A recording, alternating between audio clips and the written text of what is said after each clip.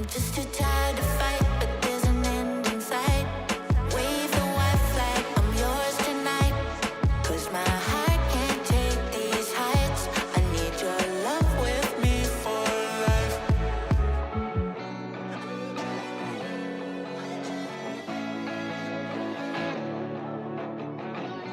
I need your love, I need your love with me for life.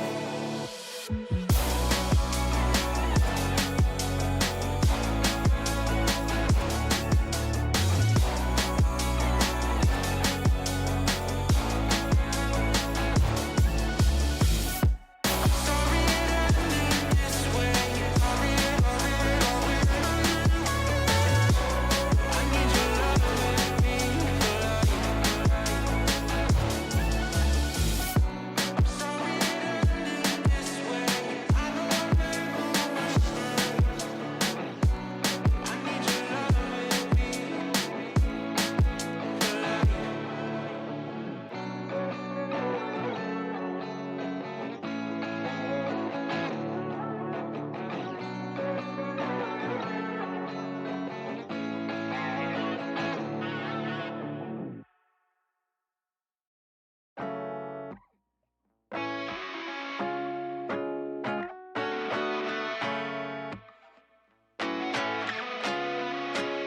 Yeah, some people like me are just destined to fuck up everything that we mess with. If I was made as a joke, I don't get it.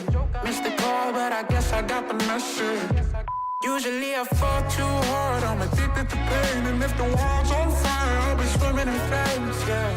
'Cause I'm too impatient to wait for change.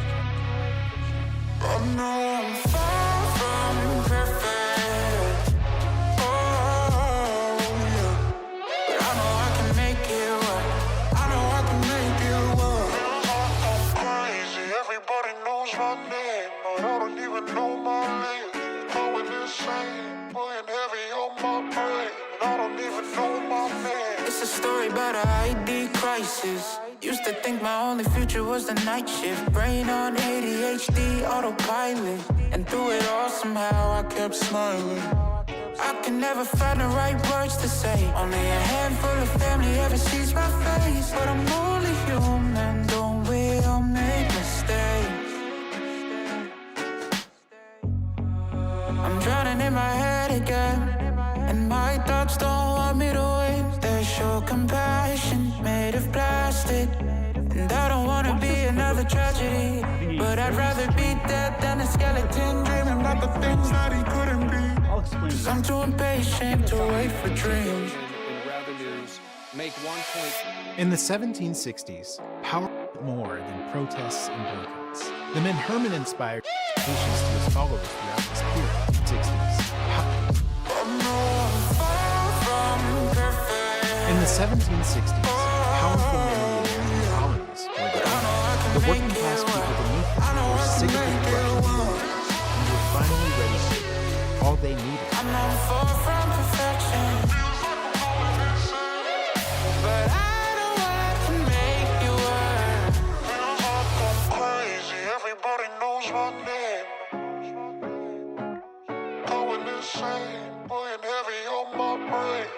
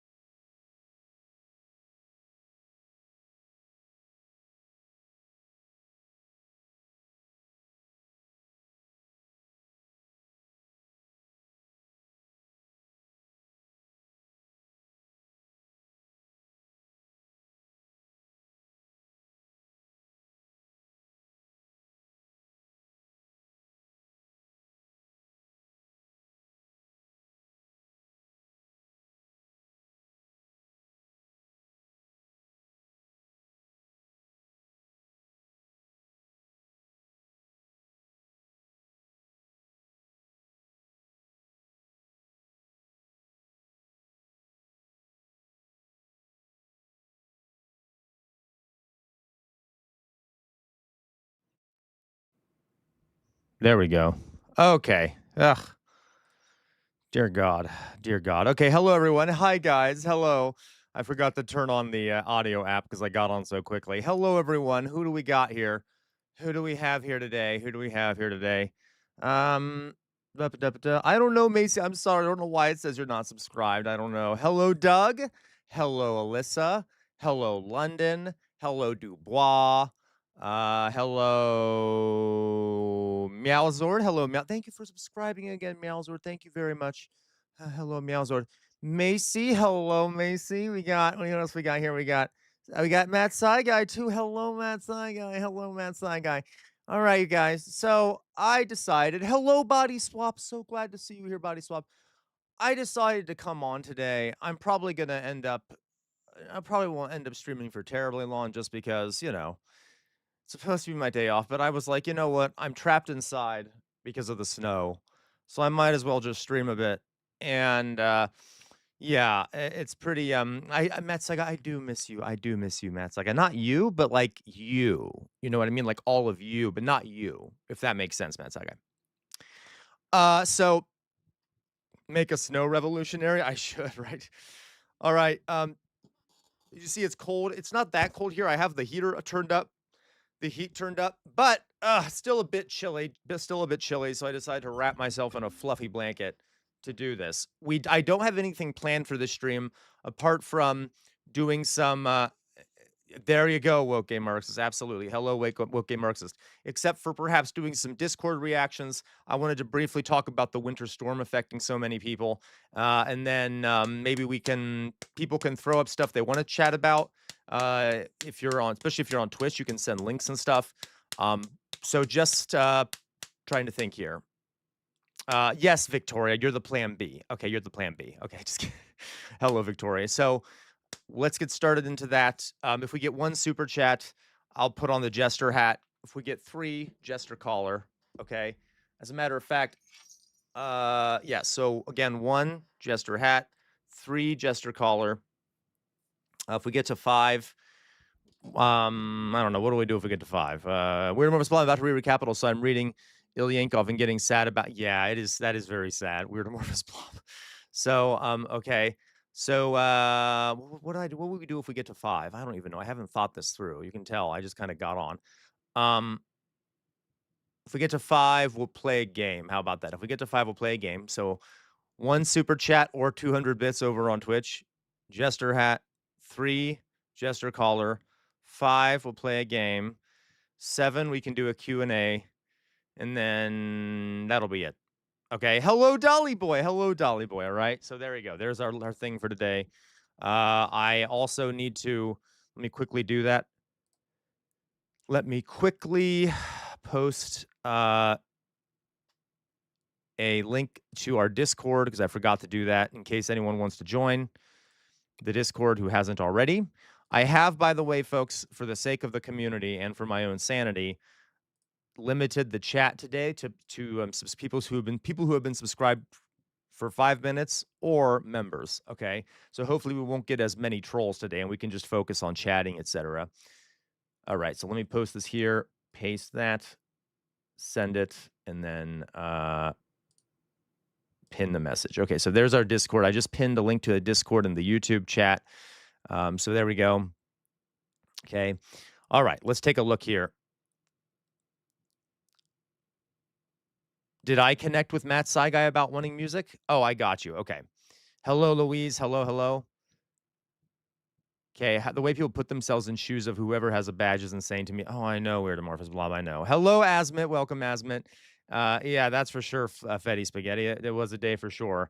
Okay, so guys, please forgive me if I don't cover exactly what everyone wants me to cover. Again, it's technically my day off, so I'm kind of just doing what I feel like doing, and we can... who did that? Dolly Boy, thank you so much. Okay, that's enough for the jester hat. Yay, jester hat. We can do some jestering despite the horror of everything. Woo! All right. Yay, we're getting there already. We're getting there already. I actually look kind of cool wearing the white and then having the jester hat. Oh my god, I like it a lot. Okay. So all right. Yay, jester hat. Yay, you can hear it. So, all right, we also got the jester staff or the jester stick. Let's now go to okay. let's now quickly talk about the storm that's hitting everyone and affecting a lot of people in the country right now. Is anyone here who here is being affected by this storm right now?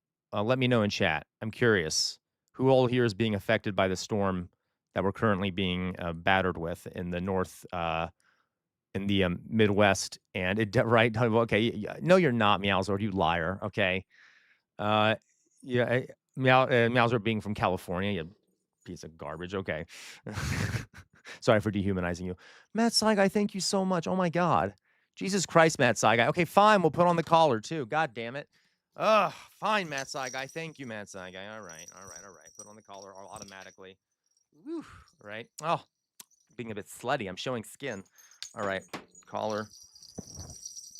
So, never seen snow before. Oh my God, I'm so jealous. I love Vermont, Mayflower Kid. I've been to Vermont when I lived in Boston. Beautiful, beautiful state. Also, not that many people live there, which I really like because I'm not a big fan of having a ton of people around all the time. You know what I mean? So it's good for that. It's good for that. All right. Oh, let me put this back on a little bit at least, folks. We'll still have the collar, but this jester is going to be very cold. All right. So you're wandering around Cleveland in a snowstorm. Jesus. Okay. So, all right. The snowstorm that is affecting people today. Oh my God, Matt Saiga, you just earned a 10,000 bit badge. Amazing. Amazing. Thank you, Matt Saiga. You're amazing, really. Okay. Thank you so much for all that you do, Matt Saiga, really. Okay. So if you see here, these are just some facts about the snowstorm that is really hitting everyone. So far, about 900,000 people have lost electricity. Okay. Is anyone, well, I don't know if anyone here has lost electricity. But I guess you could be on your phone watching me if you've lost electricity. But over 900,000 people across the mid Atlantic and the South have lost electricity. And a lot of those outages could last for days, for days. Hello, Sir Bartholomew. Okay. So, yep, we need to fix our infrastructure in this country, by the way. We should suspect. Yeah, exactly. Okay. Guys, this kind of weather is predictable at this point. It really is. You have to understand, though, of course, the private electric companies don't want to spend very much money, and so a lot of a lot of American power lines are not underground, right? They are literally just above the ground. Let's put it that way. Okay, you guys can see them. You know they're on these towers. That is a much faster and cheaper way to build electric lines. If you just put up tall towers and put the electric lines on them, it costs more money to bury them, but burying them is better for the infrastructure and it's safer and it keeps them more secure. All right. Alas, that costs a bit of money. So America, especially for the Europeans out there, Europeans sometimes have electric lines above ground level too. But in a lot of major European cities, all those electric lines are under the ground. Okay. Uh, so I don't know why we don't just do that. Oh, I remember because of profits, right? Of profits. These companies want profits. So what we really need is we really need our we need our electric lines put underground. Not everywhere in the United States are electric lines above ground, but we really ought to get them all underground, that especially with climate change and stuff. Okay, anyway, we'll never do it though because of course not. We need the profits and the corporate profits. Okay. So yeah, leave your taps on a slow drip to prevent them from freezing in extreme cold if you're in an area where this is uncommon. Frozen pipes burst. Very true. Okay, very true. Resident Union Thug, greetings and salutations. Hello, Resident Union Thug. Um, okay. Yeah, it was also because in many places those poles were shared between electric cable and telephone. Yes, SoCal, but it also even for cable, telephone, all of those things should be underground. But it's much quicker if you're growing to just put up poles and then put all of them on the same poles. What we really need all of that stuff underground. That would be much safer and better. You can encase it. You can encase it in concrete, like you can have a concrete roll that it's all encased in or whatever. Anyway, but I know that'll never really happen. But okay. Then you can have entrance ways like you do for sewers if you need to go down there to fix something. But okay. Like here, you guys know, occasionally a squirrel will just like get electrocuted and die, and all my power will go out because all those lines out there are just exposed. Okay. Yeah. Suck balls, but can't complain when you're getting getting paid to shovel. That's true, Matt Saiga. Okay. So it's just something to think about. Another way the American infrastructure needs to be improved, and perhaps elsewhere in the world, infrastructure could be improved if we had telephone lines and stuff underground, electric lines underground. All right. All right. So schools travel over. It's thought now that about 16 uh 16,000. What do you mean, SoCal? Uh, what do you mean they have those entryways? Those manholes are what give that access. Not to electric lines that are above the ground. I don't know what you mean, SoCal. I'm not sure what you mean, SoCal. I'm talking about we need those below ground, right? So you don't need in lots of places in the US, those lines are above ground. Yes. Yeah, exactly. Manholes. Okay. Yeah, manholes to get to like sewers, but we need those for like electric lines and stuff underground, if that makes sense. Okay. I know Mayflower Kid, it's awful. So okay. So over 16,000 flights have been canceled. Okay. That's a pretty big snarl. Um, Pretty big snarl, right? Uh, so that's okay. Having canceled as airports shut down, schools in major cities across the U.S. have been canceled or moved classes to remote learning. Okay, phew. I know that right here, we're in a level 3 snow emergency, which I'm pretty sure is the worst level snow emergency, where basically you're not supposed to go outside unless it's absolutely necessary. So that's no good. Okay. And we also have deadly record cold. At least 6 people have died already from the record cold. Okay. The cold will linger into the week, raising fears for those without shelter or power for days. By the way, another reason we're a goddamn barbaric country is that there are people that don't have homes. That's true, SoCal. Kids must be celebrating, but alas, too, there are going to be people dying because of this, because we don't provide housing to everyone. And there's a drug addiction problem and a mental health problem. Not everyone. I love when the media blames like people who don't act in the safest ways during snowstorms or during weather disasters or during hurricanes, where they're like, well, why didn't they leave? Why didn't they leave? Why didn't they go somewhere safe? That's a lot easier said than done when you're living in poverty or you don't have a house or when you have a severe mental health issue or you have an addiction problem, okay? And since we refuse to fix those problems, you that is literally inevitable that people will die during any of these events, okay? So anyway, maybe we need to fix some of those underlying problems to prevent preventable deaths during mass things like this. Okay. Now, I will say there probably will always be some deaths during horrible weather events. That's just the nature of the world, but we can definitely reduce them heavily, right? Okay. I'm sorry. I'm calm. I'm sorry, Mayflower Kid. You're right. I'm sorry. I'm not supposed to be in that mood today. I will calm down, right? I will calm down. I will calm down. All right. I'm a jester right now. I have to be jestery. Fascism. There we go. Everyone happy now? Good. We back to being happy? Okay. So that's good, right? So that's good. You can see here, here is sort of a map of the United States, the colds here. We the predicted cold, but never, but you making those sounds is fun. Thank you, Dolly Boy. Thank you. All right. Here we have a map of the inches of snow. Please let the jokes flow here. The inches of flow is like snow is like up here, you got a lot of snow, and down here you have less snow, but still a lot of snow. Okay. Very descriptive. I know. Doug, are you here, Doug? Doug, you listening? How are things out there in the Dakotas? Tell us, Doug. It looks like the Dakotas aren't getting hit that badly. Is it still just cold out there, Doug?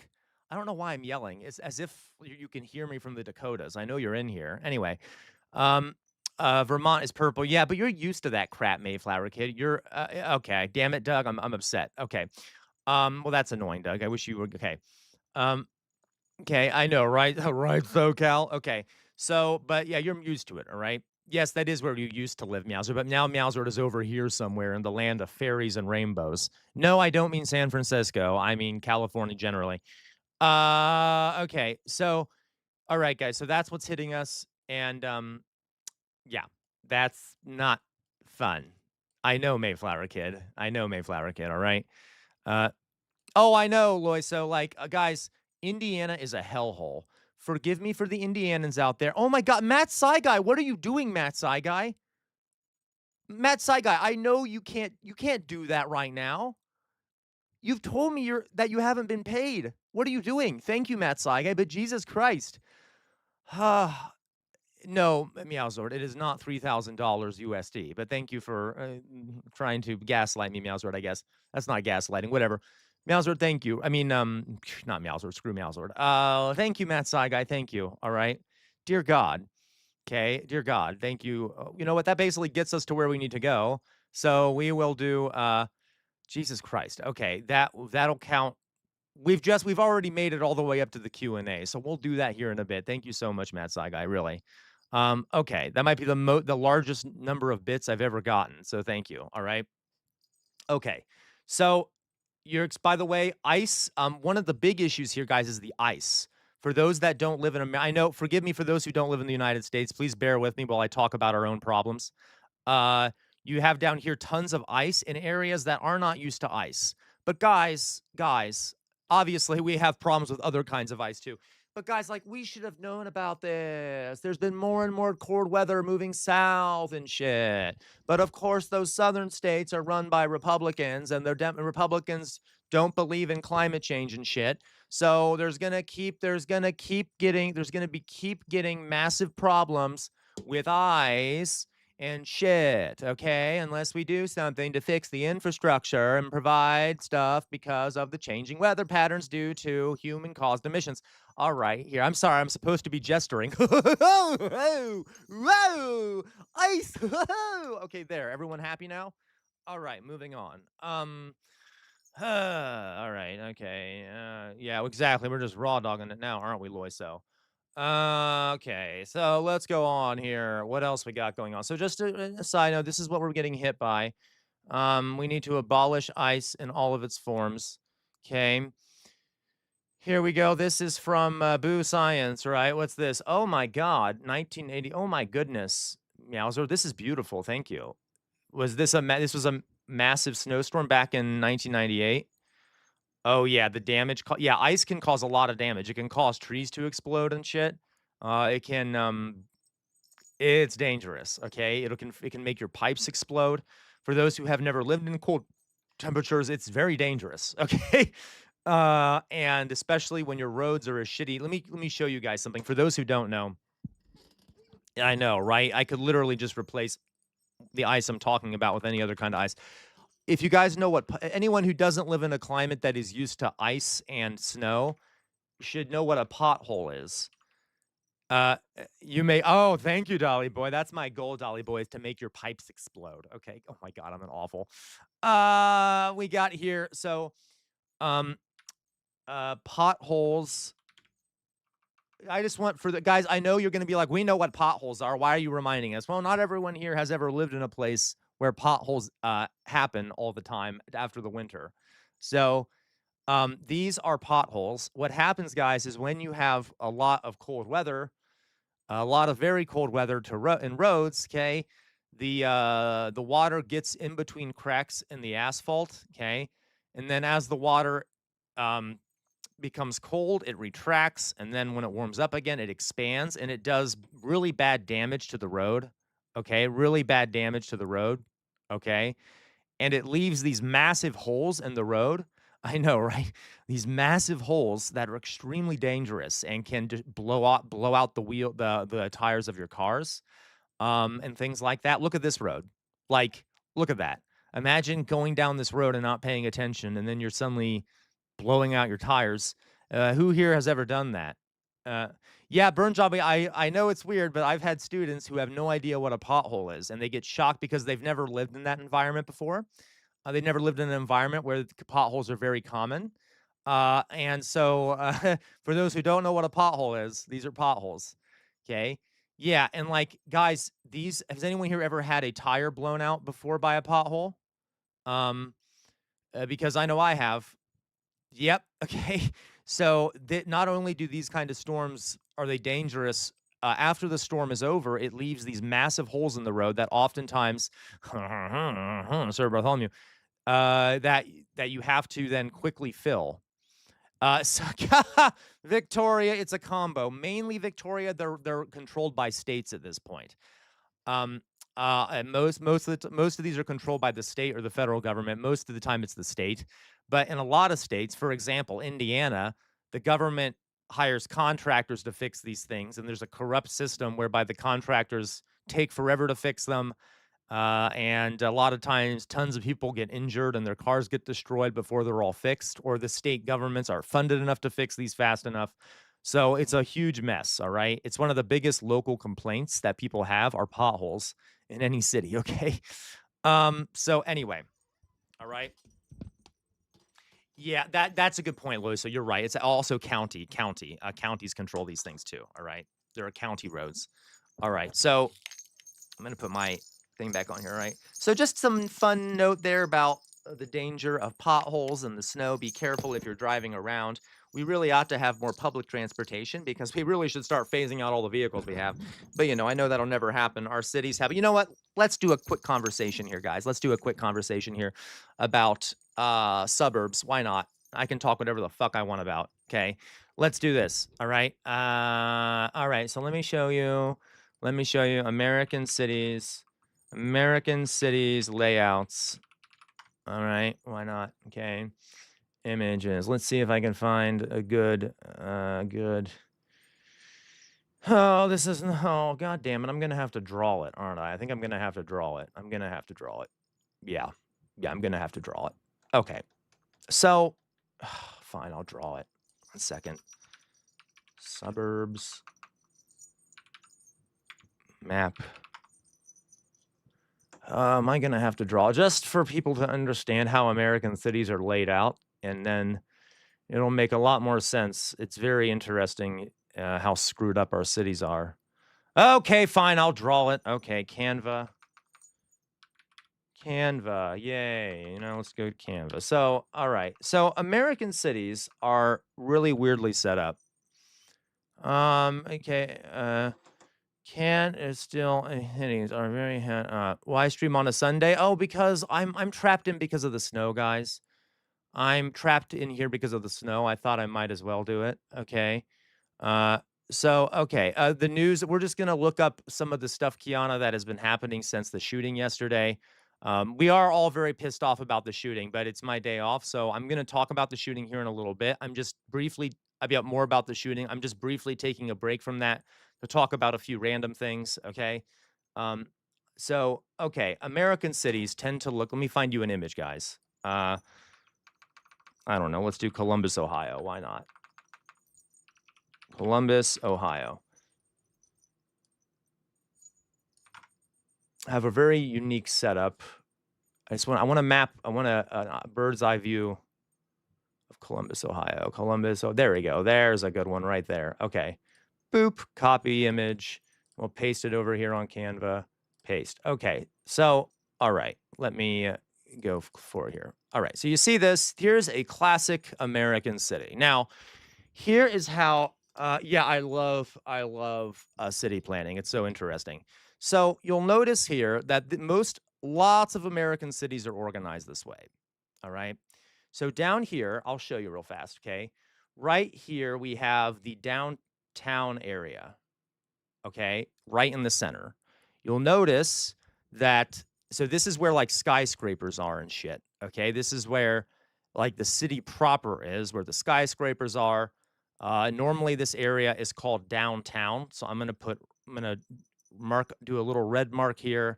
And then next to that, I'm going to write down downtown so that we know exactly what I'm talking about. Add a text box, please.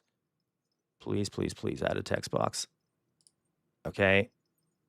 There's my text box. Now let me move the text box. Bear with me. Oh, no. Okay, so we got this right here. So the red will will symbolize the downtown area. Okay, so that's called downtown. All right, downtown. Now, so that typically American cities right in the center is the downtown area. Now, you'll notice that there is a road surrounding the outside of the downtown area. Okay, these are called outer belts,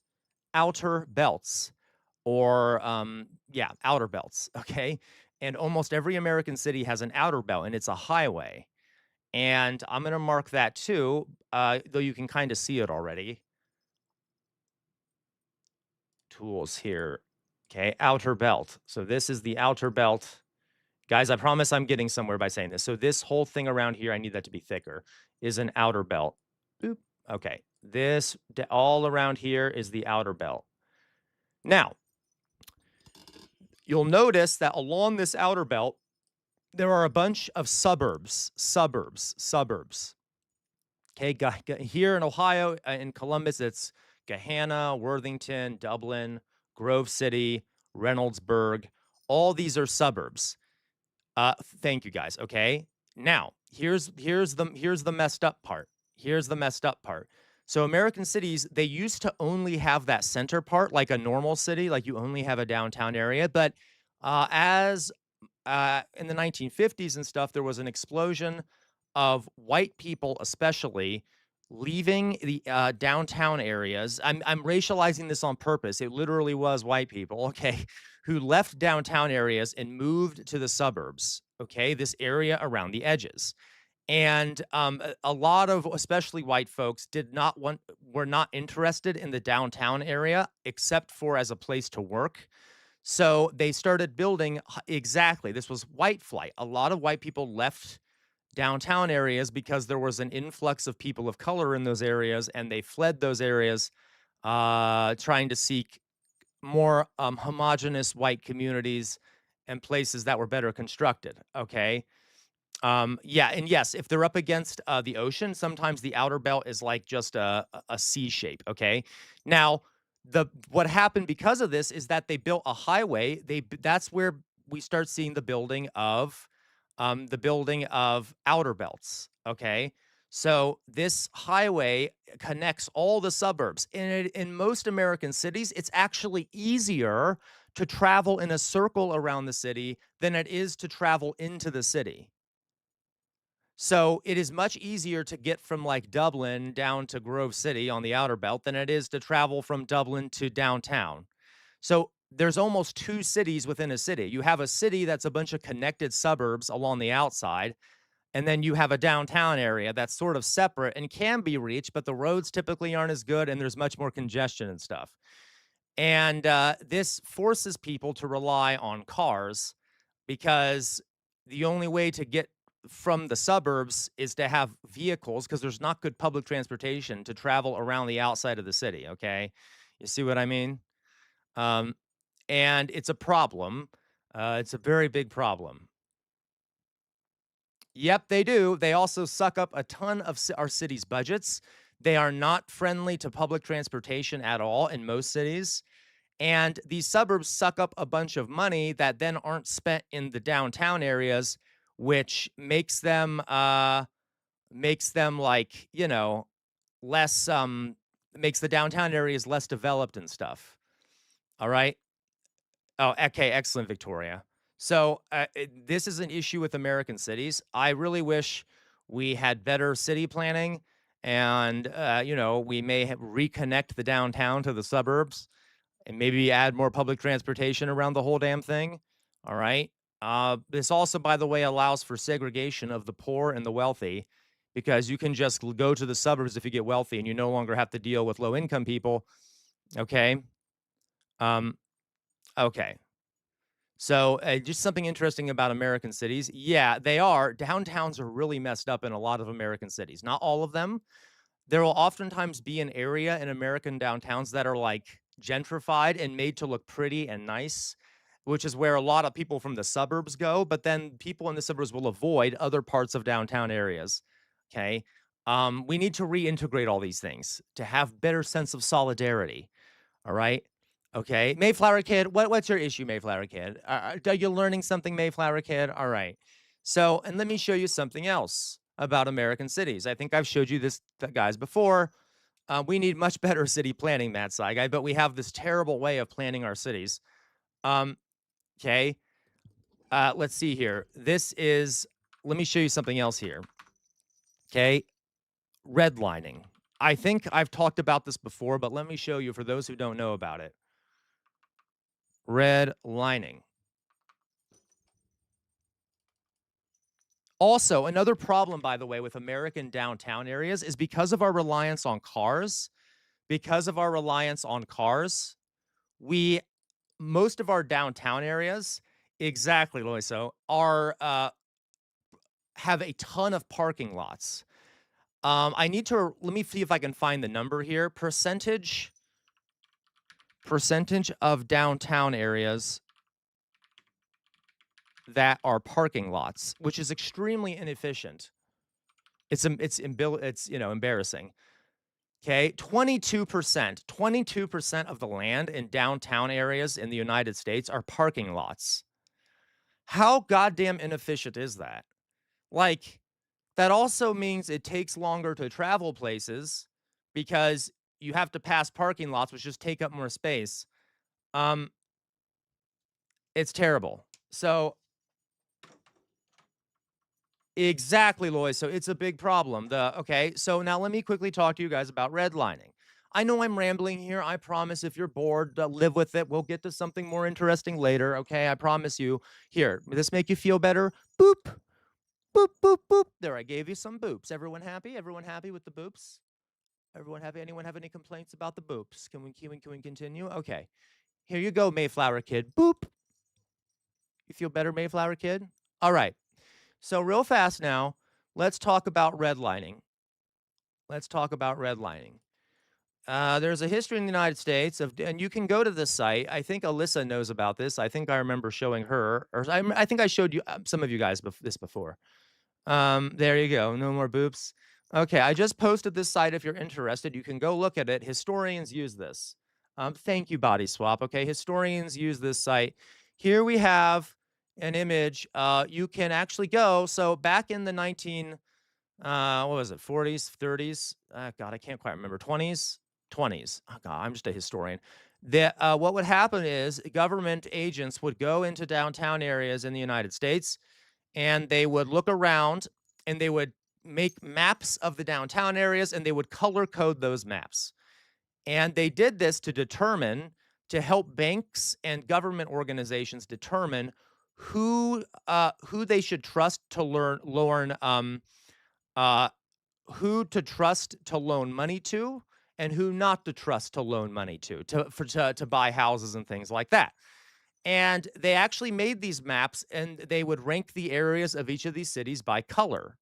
So green areas meant the best kind of people lived there, and you could give them a loan without worrying about them defaulting.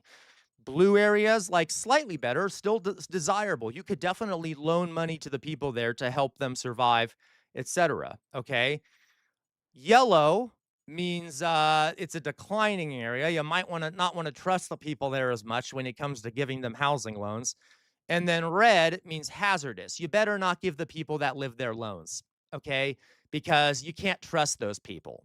Well, luckily, folks, these government agents actually made notes as to why they marked certain areas red or yellow or green or blue. So let's take a look, shall we? This site contains the comments the government agents made. So let's read this one. Here we go. Let's see why they made this area red and said that they didn't think the people here deserved to get loans. I'm going to say it out loud. South and center portion, older white neighborhood, now occupied 100% by Negroes.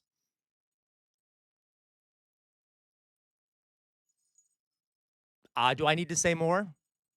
Do I need to say more? And then it comes down here, and it goes on to say, the section around Douglas Park, however, it has a better class of Negroes. And that's pretty explicit, isn't it? Okay. And then there's a word here that says infiltration of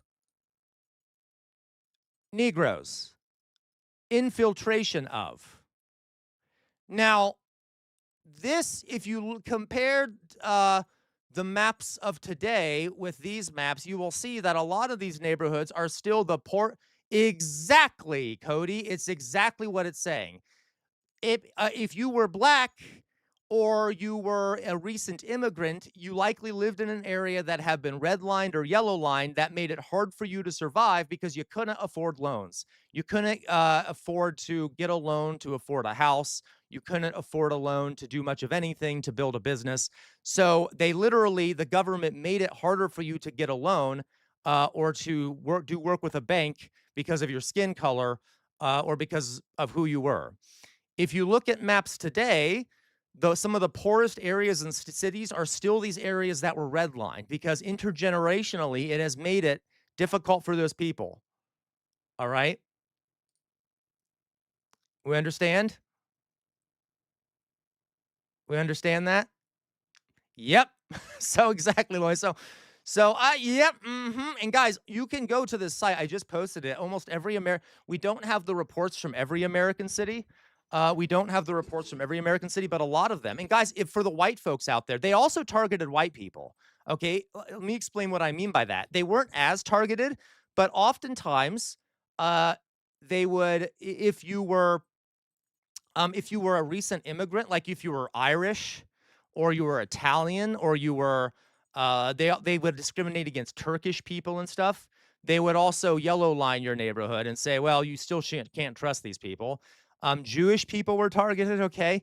So again, another issue with American cities is that we have not dealt with the legacy of redlining, okay? Anyway, moving on. We'll go on to something else. I hope everyone doesn't mind my rambles. All right. All right. Okay. CR is a flat earther. Mayflower Kid, are you just trying to incite me today? What's your issue, Mayflower Kid? Please share your complaints, Mayflower Kid. Okay. Share your complaints. All right. So that's good, isn't it? Don't we love that? Don't we love that? Okay. Yay. Okay. You know what? Hey, I'm sorry. Let me do some gesturing. You know what? Here, let me make things better for everyone. Where's my soundboard? Soundboard, right? Let's cheer up everyone a bit after that. Okay, let's cheer up everyone. Okay, clown. All right, here we go. There we go. That help?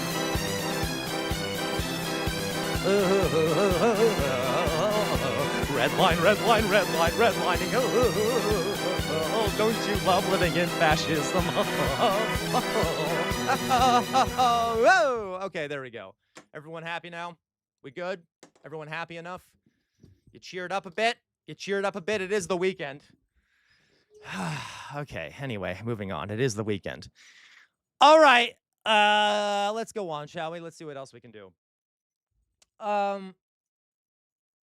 All right, so there we go. We got that to deal with, don't we? Hello, Stanley. Glad to have you here.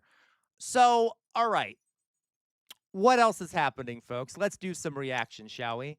Let's do some reactions, okay? Yeah, right, Mayflower Kid. Okay, Mayflower Kid, not everyone knows as much as you do, Mayflower Kid, okay?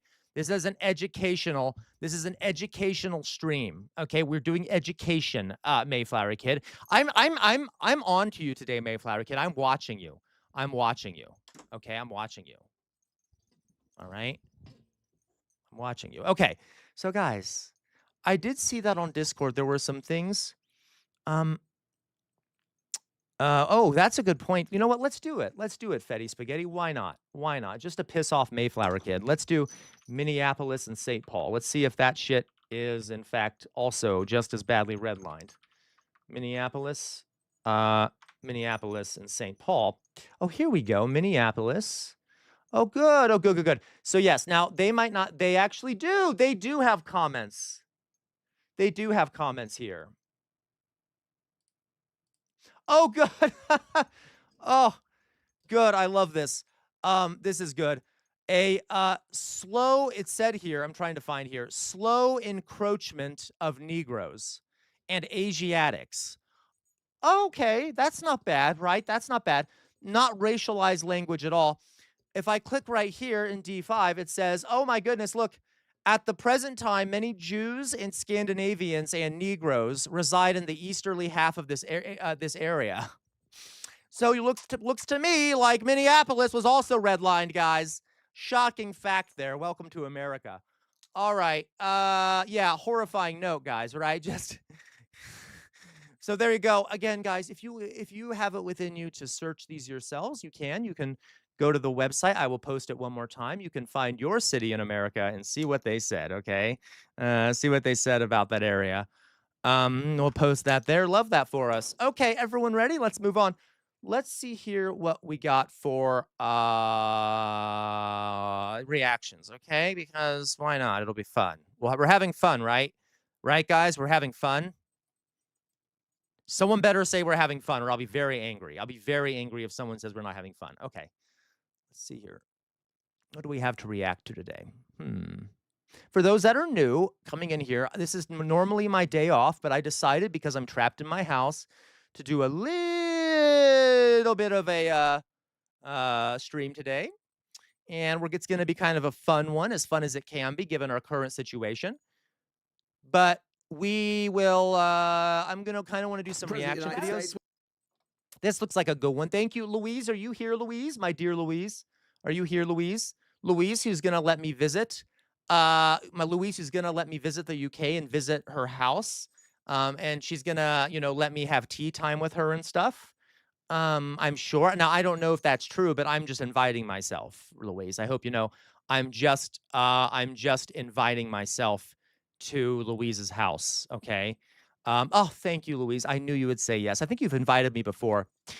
So let's continue. Gluteomyalgia, ass pain. What are you doing here? Welcome, gluteomyalgia. Glad to see you. You guys haven't a lot of you haven't seen me when I'm in a mood, when I'm in my jestering mood, because most of you have met me during a time of massive crisis. Jonas, how dare you? Jonas, I will make my tea however I damn well please, okay?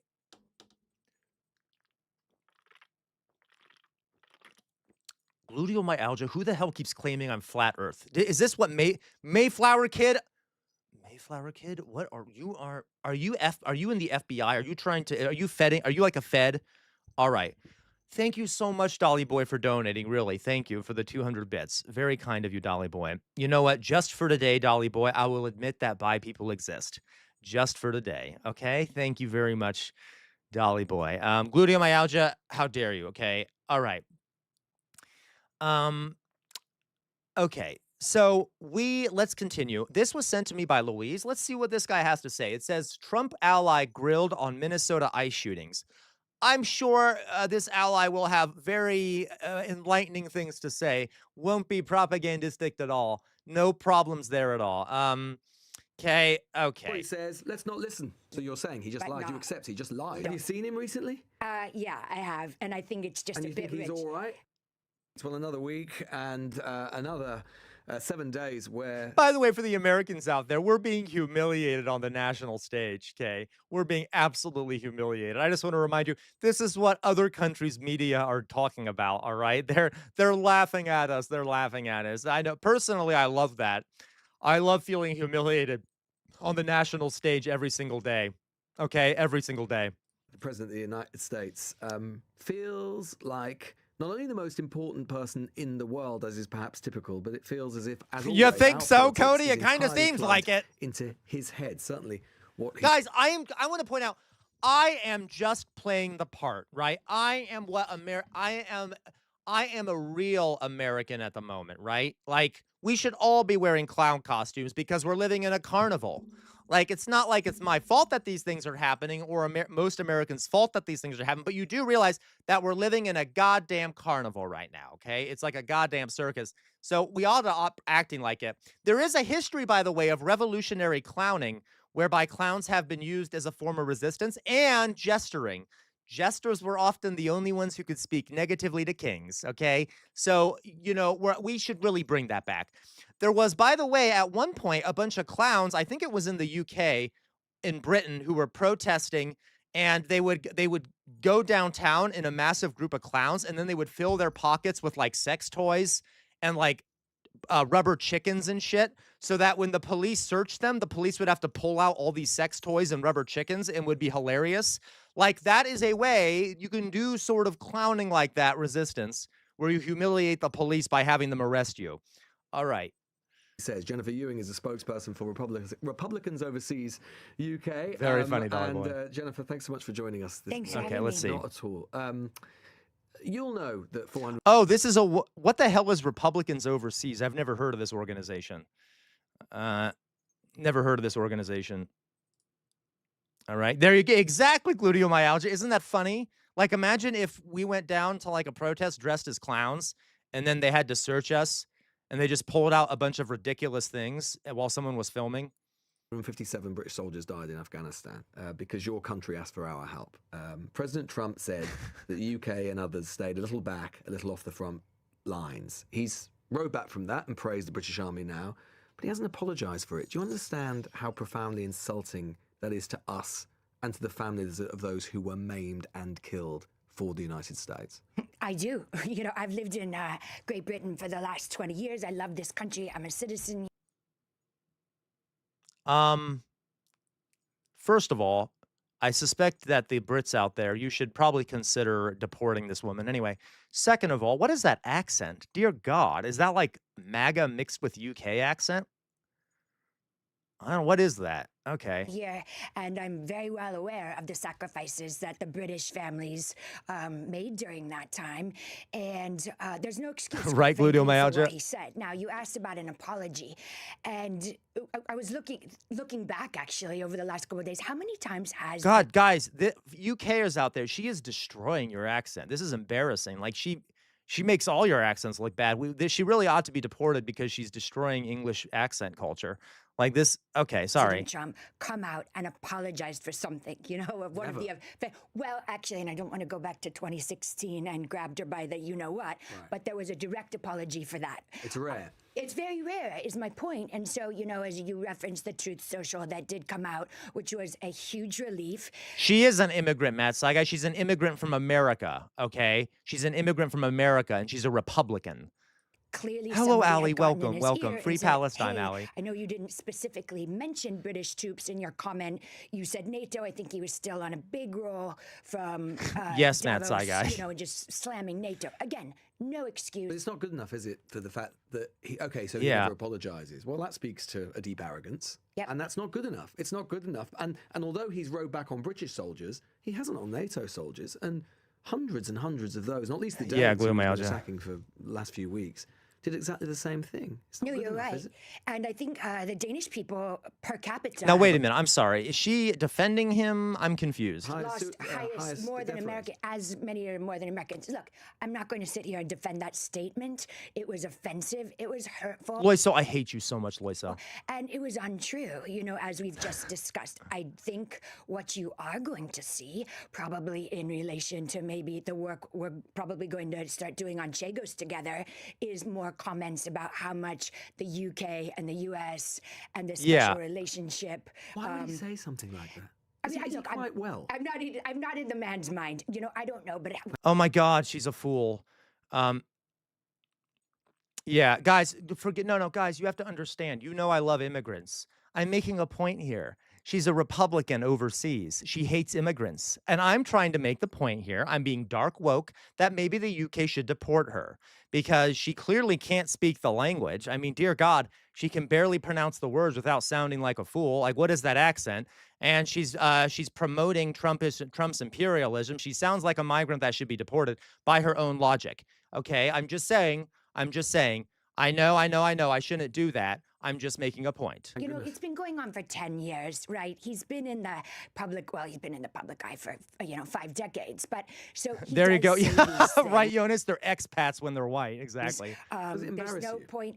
I mean, does it embarrass me? I didn't say it, you know? No, but you're a Republican. Does it embarrass you? He's the leader of your party. Oh Does it my Do God, I wish he love this, didn't guys. say Guys, it? can we- Absolutely, I wish he didn't say it, but he did, and we can't take it back. Everybody, you know, including our chairman of Republicans Overseas, I haven't seen one How dare you, person come Victoria. out and defend it. Have you?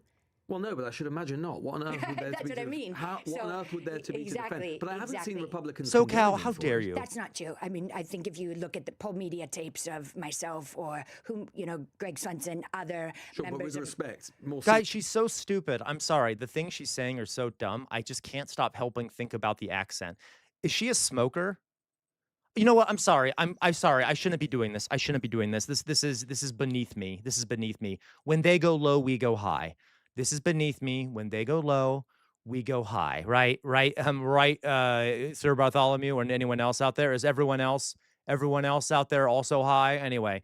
Senior Okay. figures in the Republican Party, Speaker Mike Johnson, perhaps, or maybe the Senate Majority he Leader. was just or- look, I don't think anyone's going to defend that statement, and because we all know it's not true, and this is our greatest ally. And if Imagine if a anything, Democrat There you said go, something like- Glulio. Imagine if Joe Biden had said something like that. Yeah. People in your party would be saying that not only is it offensive, but they'd be saying he was senile. Do you Well- understand why some people are questioning the president's senility? no, I don't. There you go, No, Meowser. I Have you don't. seen him recently? Yeah, I have, and I think Yeah, it's just Victoria. a bit He's rich. all right.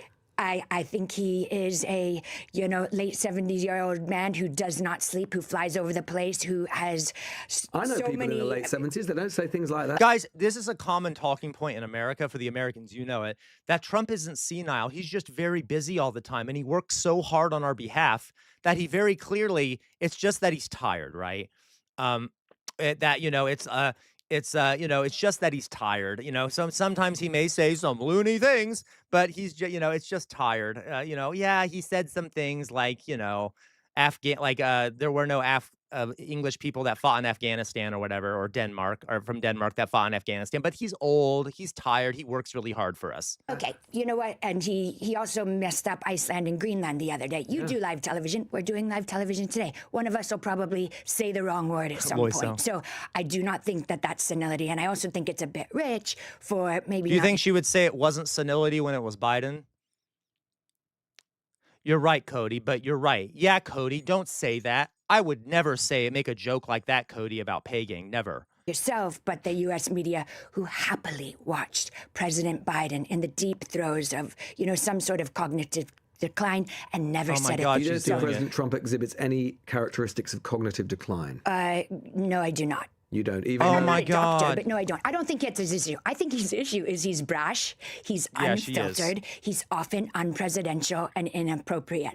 But no, I think to say, it's because in cognitive decline, I don't think that's it. Your country was. So wait a minute. Does that make it better? So like, if she just said he's brash, he's unpresidential, but it's not because of cognitive decline. So doesn't that mean he's just an asshole because he's an asshole? Does that make it better? Isn't it almost better if it is cognitive decline? I'm not sure how that's a defense to be like, well, that's just how he is. He's a complete monster and an asshole. So like, okay, is that really a defense you want to? Is that really a defense you want to make? Food the other night in this country. Do you understand how far and how fast America's reputation is falling? Yeah, that's for you sure, know Jonas. what? That's for I sure. think what's going on between our two countries, and like I said, this is my adult home. I love this country. Is tough love. Mayflower I kid, really it is. think that, and this has been going on since the Munich Security Conference. love. Tough love. I wouldn't want anyone to love me like no, that. but you know what? Tough love. Tough love. That's called excusing the abuser, folks. That's called what is that called? What is this? Stockholm syndrome. She's like saying she's defending her abuser. She's like, okay, oh yes, well he's just doing tough love. Trump is just doing tough love to us. That is not what that is. That is an abusive relationship. If you think what he's doing is tough love, that sounds like something he's trying to say to convince you. All right. It's like I think we're President. I've watched documentaries on Netflix, true crime documentaries about like husbands that are murderers or wives that are murderers. Trust me, I recognize an abusive relationship when I see one. Okay. All Trump right. was elected on an America First agenda, right? So it's like put your own oxygen mask on first. We need to look after the things in our country. We want Britain to do the same. That's not what I mean, Meowser. I'm not writing it off. I'm just saying I'm pointing out the stupidity of that. We want France to do the same. We want Germany to do the same. All of these countries to look inward, care about the people that actually live there, and be the best you can be. Because if Europe Meaningless and indeed statement. the UK You think America continues is the to best get it can be right now? weaker, if it continues to get weaker, then how Weaker? are we, that's not a strong partner. And a lot of that came up was. And I know you discuss it with your... I know, Silly Shay. You're so right. She does have those scary Erica Kirk eyes. Welcome, Silly Shay. Welcome. Maybe we'll interview Charlie Kirk here in a second. I have Charlie Kirk in the studio. the studio. It's not a studio. Maybe we'll interview Charlie Kirk here in a moment. With the Green Party member, but Donald Trump wants you guys and NATO to Me too, start Cody. upping the defense because we may have to turn our attentions further east. To defend ourselves from you. Well, what do you mean by that? Well, what I mean by that is that your country's been threatening to invade a European sovereign power. Probably Are evil, we Meowser. back on Greenland? Yeah. Oh, okay. Well, Are we back would on Greenland? Why is that not like a big problem? you not agree that with the ice caps melting in the Arctic, that is one of the most important regions going forward for Guys, the reason why, guys, that Trump wants Greenland is because as the ice melts in the Arctic, it's unveiling vast natural gas fields, vast oil fields, vast natural resources are being discovered in the Arctic as we destroy the planet. Isn't that cute? That we're competing over resources that are being revealed as we destroy the planet rather than doing anything about the, planet being destroyed. Regardless, that's her admitting, oh, well, America should take over Greenland so that they can secure those resources in the Arctic. Okay? Like, that's just like being open about it. Yeah, we should let America seize those resources. How you're not like you're living in the UK. Why are you a traitor? Why do you want the foreign empire to take over the resources in the Arctic? I don't. Okay. All right. Good.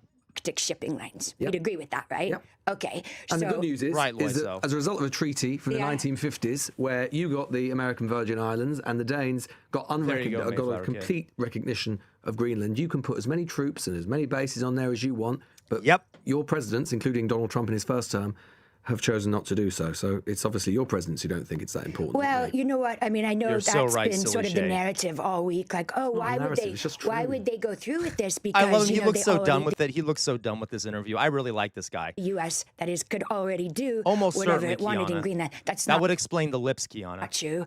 You know, we needed Danish approval and Greenland approval, and quite 'cause frankly, it's their country. Right, America Claudio and the Mayanja, right. president, and I think a lot of even Brits, the EU and Europeans, there's too much bureaucracy to get anything done. Well, so because if of all European red tape, Yep. you Yeah, have to Cody. invade Greenland. Not well. I mean, do you really think, Lewis, that there was going to be an invasion of Greenland? Well, the Europeans clearly thought it was a possibility because they've been sending troops there as a deterrent. Well- and your president said, until this week, he said and raised the prospect of the use of force. He could have ruled that out Yeah. earlier. He elected not to do so. Yeah. He was going to threaten tariffs. He was threatening tariffs Yeah. on us for opposing him. With friends like that, who needs enemies? Well, I think the funny thing is, Loisa. again, anyone that's been paying attention to the Trump playbook, that was Oh, step God. 6. I can't take You know, much that's more. exactly what he does. He throws a grenade into a room. He says something great. completely outrageous. Yeah, about to say, oh, great. Wow, that's a great metaphor when he literally, okay. Don't we love that metaphor? Oh, yeah, oh, he's fine. He just throws a grenade in a room. You do know that he's threatening to invade Greenland, right? That would be a lot of grenades. A lot of grenades. It's not really a good metaphor if there's a possibility of it being true, literally, on the ground. Okay, No, but yeah. you know what I mean. And then people By start. the way, guys, here's the thing. Here's the thing about Trump. Let's expand this metaphor. For the Americans out there, he goes into the room and throws the grenade and then stays in the room. So that when that grenade goes boom, it doesn't only hit the people that are in the room, it also hits him, no doubt. Okay. And that's his whole thing. He steps in a room with China or Russia and he unplugs a grenade and throws it, and then he stays in the room. Okay. Anyway. taking it seriously. That happened with Russia, Ukraine. It happened with, the contributions to NATO. Yeah. There was never a chance the U.S. was going to invade Greenland. Yeah, you're right. The Anyone was allies, gonna too. nowhere It with does it Russia. with the our Anybody. allies. And He's got nowhere that's with not Russia and true. Ukraine. Yes, it is. He's got nowhere with Russia and Ukraine. And with regards to Greenland, whether he seriously intended to take it by force or not, all he has done, all he's achieved, is alienate Yeah, what well, should so. be America's closest allies. And he's done so in a way which has been profoundly insulting to NATO military families.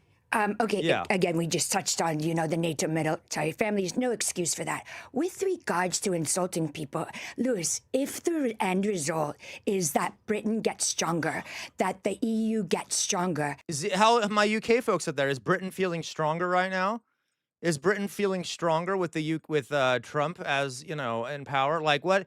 I'm not all about nation states, but just objectively, how much stronger is Donald Trump making Britain? Like, what the hell is she talking about? Did she get the brainworm from RFK? Okay, I can't take much more of this. I'm going to watch maybe 2 more minutes of it. Okay. Is that not a How better is, do you thing? think NATO's stronger as a result Yeah, of the Mithril.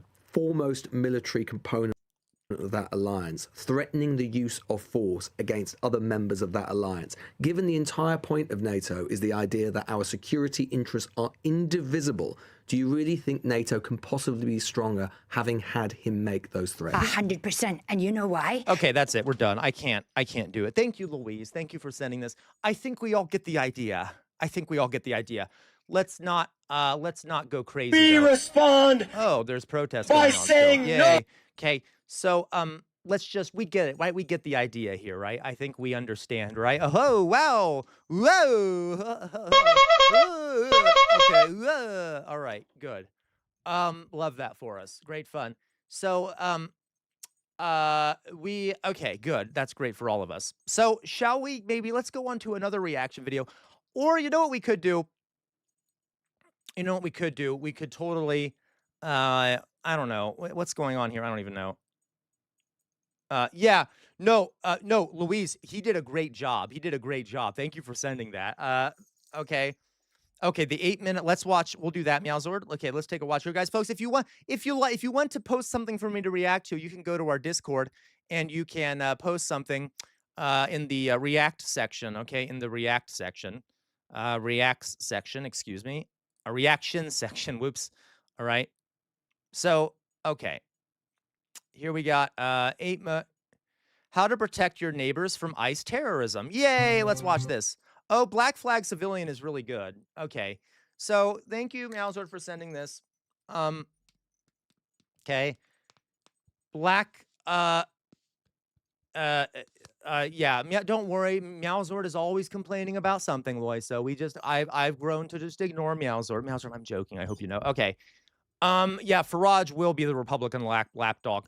You know what I will say, guys? Isn't it funny, guys? Like for the UK people out there, like the right wing is supposed to be like hyper nationalist, but like the right wing in the UK can't even be hyper nationalist because they're like America's lapdogs. So it's like they can't even do the right. They're not even competent enough right wingers to be like fully nationalist. You see what I mean? I know I'm partially exaggerating. I know they are nationalist. I'm just saying, right? Like they do the whole America lapdog thing, like even Farage does. And it's like, whatever happened to the nationalism part of the nationalism? Anyway, so, okay, let's see here. Yeah, okay, let's do Black Flag Civilian. This is how to protect your neighbors from ICE terror. I don't know what it's about. Let's watch. Welcome, friends. I'm Black Flag Civilian, and here we are again. It's January 25th, 2026, and yesterday, ICE murdered... Oh, no, our nationalists are worse, Matt Sagai. Well, they're not necessarily worse. They're bad, but you get what I mean. ...another civilian in Minnesota.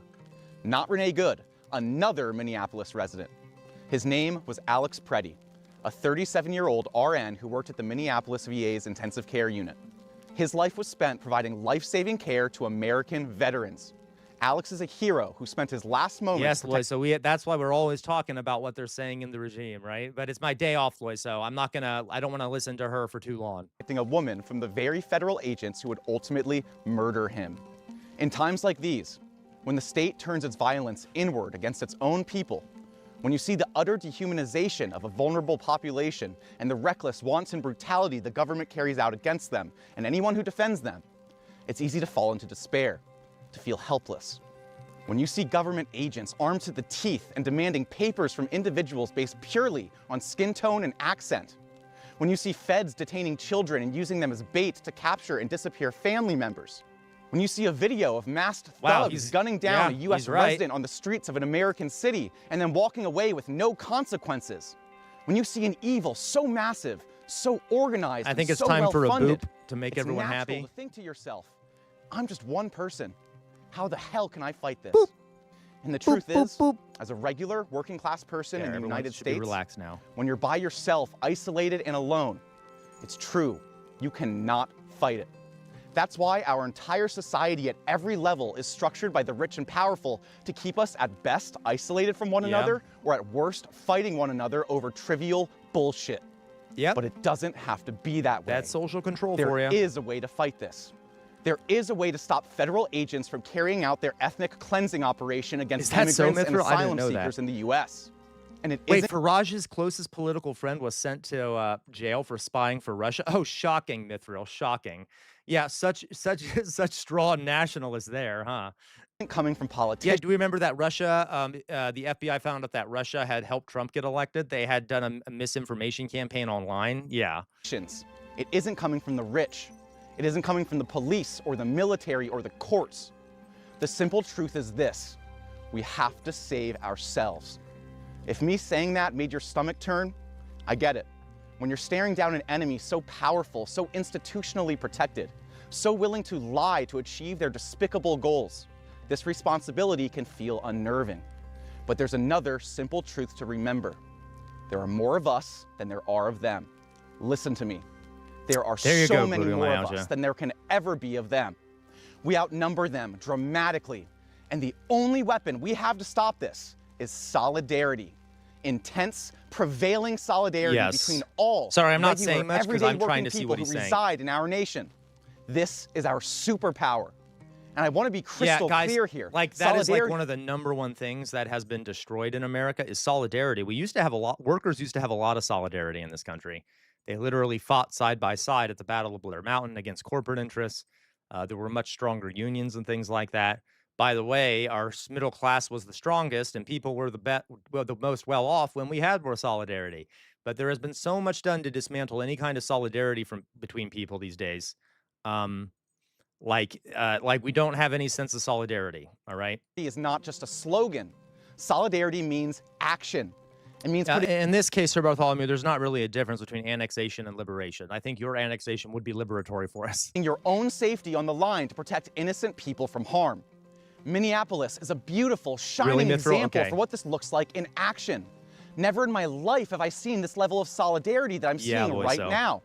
Literally tens of thousands of people using a variety of tactics to seriously, materially hinder the operations of the jackbooted thugs. Yes, virtual. snatching innocent Guys, I will do a full stream sometime again on the Battle of Blair Mountain. I did one way back when I started streaming, but now that we have more people in here, maybe I'll do it again. people off their streets. I can't stress enough that this is the blueprint for resistance to tyranny. Yeah. The alert whistles work. The car Yep. alarms work. The noise demonstrations at their hotels work. The rapid response systems work. Warning people that ICE is in town genuinely keeps people out of detention. I've literally seen with my own 2 eyes a person saved from ICE thugs because rapid responders were present, alerting everyone in the area that ICE is nearby. No Here's a side note, though, folks. This is problematic, and let me explain why, okay? I mean, this is good. This works really well in urban areas that have tight-knit communities, all right? A lot of Americans live in suburbs, all right? I am curious. I am actually asking all of you. So this idea of, like, alerting people when ICE is present, like, I live in a suburban area. A lot of Americans do. We have, like, no sense of solidarity or comradeship with our neighbors. There's, like, people live in their own little worlds, okay? Like, I don't even know what the neighbors around me think or anything. No one, like, I've tried to communicate with them. They never even want to talk with me. There's like, you see what I mean? So we have a big issue in America, especially in the suburbs, of lack of any sort of solidarity or connection with people in your neighborhood. There's a lot more of that, like, in urban centers and like downtown and in small towns, okay? But I am curious, how anyone have a good idea of how to organize in like a suburb? You see what I mean? It just becomes difficult. Anyway, one tactic can end the federal government's ethnic cleansing campaign in isolation. But all the tactics, relentlessly applied, make the kidnappers' lives a living hell. It makes it incredibly difficult for them to steal our that's neighbors. fair, Jonas. But if it's just the same few That's excellent, Loiso. Like my suburb is not, a lot aren't, but that's great that you live in a an organized suburb. Like mine is not that way. The suburb I live in, there's a lot of suburbs too that are a mix of Republicans and Democrats, or like libs and conservatives. It can be difficult. Anyway. doesn't Oh God, what happened? Oh no. I'm sorry. That was my fault. I messed up. Government's I messed ethnic up. cleansing and contain. If it's just the same few dozen activists from your local scene, this doesn't work. If it's entirely operated and contained by the same handful of nonprofits, this doesn't work. In order to actually defend our neighbors Mayflower from Kid, I state swear to terror, God. we need to respond with scale. You need the young people, of course, but Mayflower you also Kid, need why the are you unks. even here, Mayflower Kid? Okay, why? Why? If you're just going to insult the whole thing all the time, how dare you? And the aunties and the old heads and the church ladies. It has to be bottom Yeah, up. gluteomyalgia. It has to be decentralized, and it has to be big. This cannot be a subculture. This requires mass participation. Think about That's it this awesome, way. Loiso. If it's 5 ICE thugs facing down 5 responders, then the responders are in serious danger. If it's 5 ICE thugs facing down 50 responders, the responders are meaningfully safer and ICE operations are slowed down. If it's 5 ICE thugs versus 500 responders, Gluteomyalgia, let me come hide out on your farm or wherever you live in this in the country. It's probably not a farm. I'm being stereotypical. then the ICE thugs turn tail and get the fuck out of the neighborhood. Yeah. They are cowards. The more people who step up, the more people defending their neighborhoods from ICE and Border Patrol kidnappers, the safer everybody is. Remember, our That's true, numbers and Global. our solidarity are our superpower. But there's something else I have to acknowledge. There is no safe way to resist a tyrannical regime. As tragic as it is, anything you do to protect your neighbors from ICE kidnappings will put you at some risk. Yeah, but that's Anyone a telling you sacrifice. different is lying. The feds have shown that they will break their own laws, attack and maim and murder you, and then lie about it afterwards. They will overreact. They will engage in disproportionate violence. We will take Yep. casualties. This is inevitable. But this very unhinged brutality against regular working people will be the downfall of Me ICE too, and Silly Border Shay. Patrol's Really very campaign proud. of terror. Every time they overreact, every time they brutalize a community member, with every pepper ball, tear gas canister, and bullet, they recruit new rapid responders, new Yes. protectors, new helpers. Yeah. For every Renee Good and Alex Exactly. He's right, guy. Remember what I'm saying? Like when these things happen, you radicalize more and more and more people. Okay. So every time this happens, you're gonna see outer signal. Yeah. All of you talking about Slanesh. How dare you? And how dare you, Outer Signal, say that I'm a prince of Slanesh? First of all, thank you for saying I'm attractive, Outer Signal, because that's what that implies. Second of all, how dare you? I am not a degenerate. I am not a degenerate. If you all want to know who Slanesh is, you know what? Maybe we'll talk about Slanesh after this. Preddy that ICE murders. They recruit countless thousands into the resistance. Through their depravity, they sow the seeds of their own destruction. But their downfall is not predestined. It's up to us. Thank you, Outer It Signal. requires us to be braver than we've ever been. It requires all of us to stand the fuck up and fight for our neighbors. Yes. Even if it puts us at significant Yep. personal risk. And if you can't be a rapid responder, that's Oh, okay. good luck, Fetty You don't have Spaghetti. to face down murderer state agents if you aren't equipped for that. Good choice, But there Gludio. are always places where you can plug in and help. In modern conflicts, there's at least 4 support people behind every frontliner. The people on Yeah. the ground can't keep doing what they're doing without dispatchers, mutual aiders, bail funds, and a dozen other systems of care and support. Every one of those projects needs volunteers. speed it up a bit, guys. They need funds. They need you. I'm talking directly to you now. Okay, This I mean, video he's is going right. to I'm end sorry in I'm not just a minute. saying much, folks. And when it but does, you need to do he's some making a good research. point. Find the rapid response and mutual Good aid luck, groups Fetty in your Spaghetti. region Please be careful. and join them. If they don't exist yet, then you start one. You aren't crazy. This is a crossroads. He needs to Either speak enough for of us himself. wake up I am and join the crazy. fight to keep families and communities whole, or we descend into barbarism. It all hinges on your actions right now. Do not stand on the sidelines. Fight like hell for Renee, for Alex, and for all other victims of ICE thugs. Plug in. Then, bring a friend and plug them in too. Until next time, take care of each other. That's why I like you, Cody, because you're crazy. All right. Terrence Lee Randolph, March All right, love that. Yeah, that was good. Yep, we do need to organize and shit, guys. That was a good vid. All right. Great vid. Yeah, that's true. Okay, so for those, I don't know if can I even show pictures of Slanesh on stream? Would that break TOS? To show an image of Slanesh? Like at this point, that might be kind of a TOS issue, right? You know what? Who cares? I'm gonna show you guys an image of Slanesh. It's my day off. I can do whatever the I damn well please. Okay. Let's quickly. I'll show you who Slanesh is. It's a nerdy thing for all you nerds out there. I'll show you an image of Slanesh. Okay. Let's find a good one. For my Warhammer 40K fans out there, you got to tell me if you think the one I choose is a good one. We could here we could do. Well, that's kind of that could do it. That could do it. We could also find a demon of Slanesh, right? So here we have Slanesh. Well, okay. We could debate what Slanesh actually looks like. Okay, Slanesh. Now, I think I can gluteal my. So here we have Slanesh. Now, I guess we could. There's some better images of Slanesh out there. Let's put it that way. But Slanesh. So there is a game called. I promise you. I have a point of talking about this. Warhammer 40K is a tabletop game that is also very, very, very anti-fascist.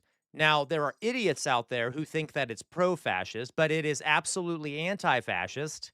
Okay. So there are 4 demons that are like horrible beings. And one of them is Slanesh, who's like the god of excess, of like hypersexuality and excess in all things.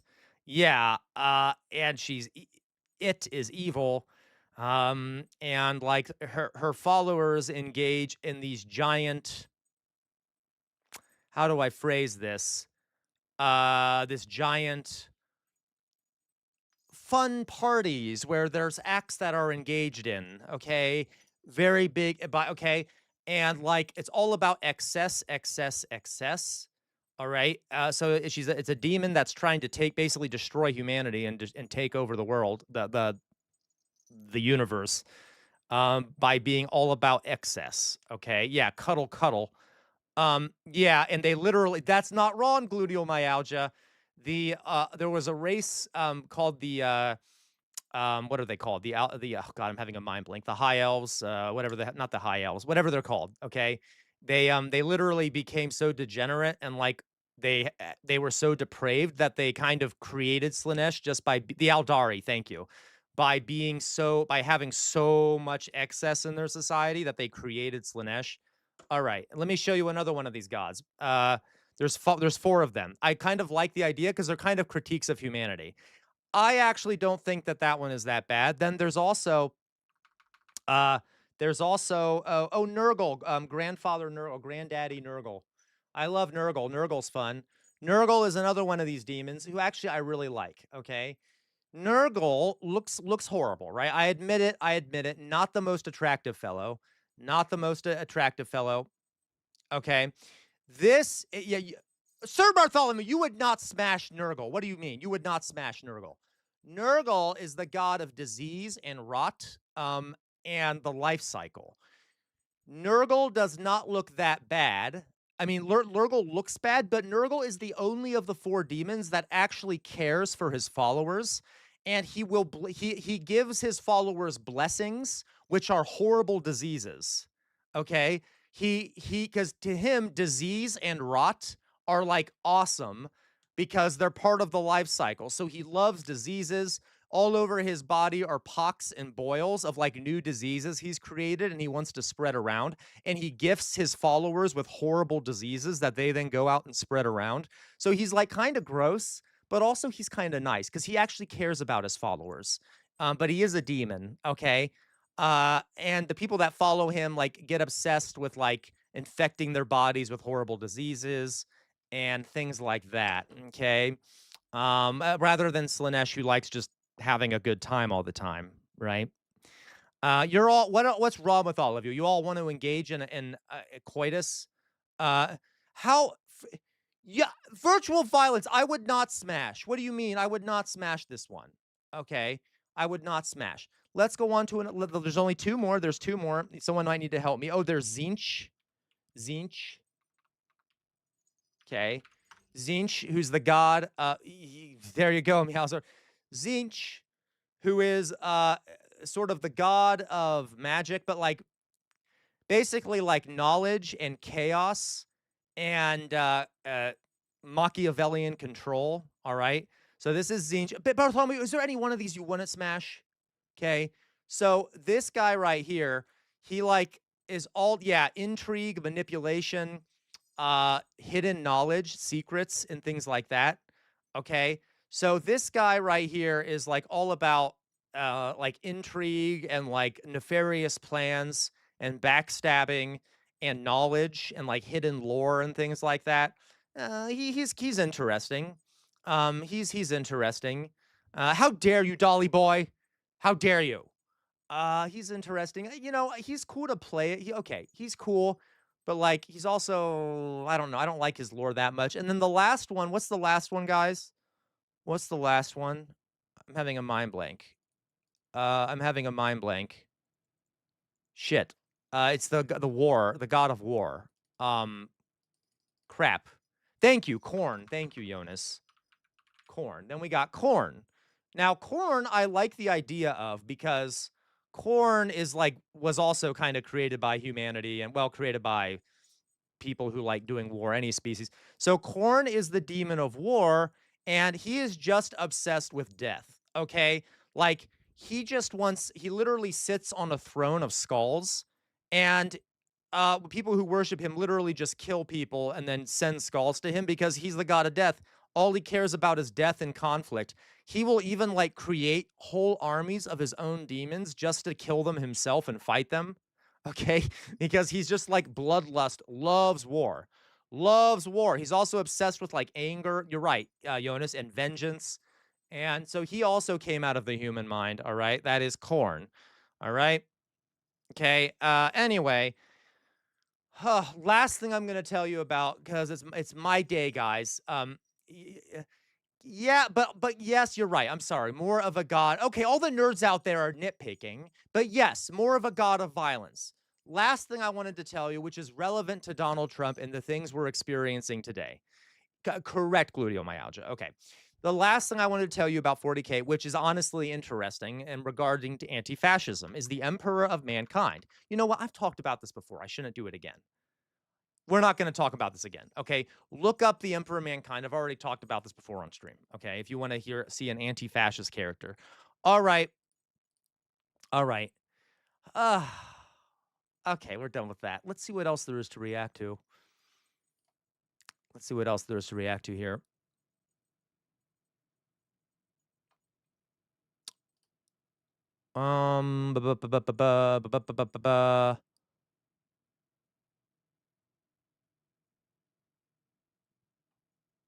Let's see. Oh my God, that's gonna be sad. That is gonna be so sad. I don't know if I can watch that right now.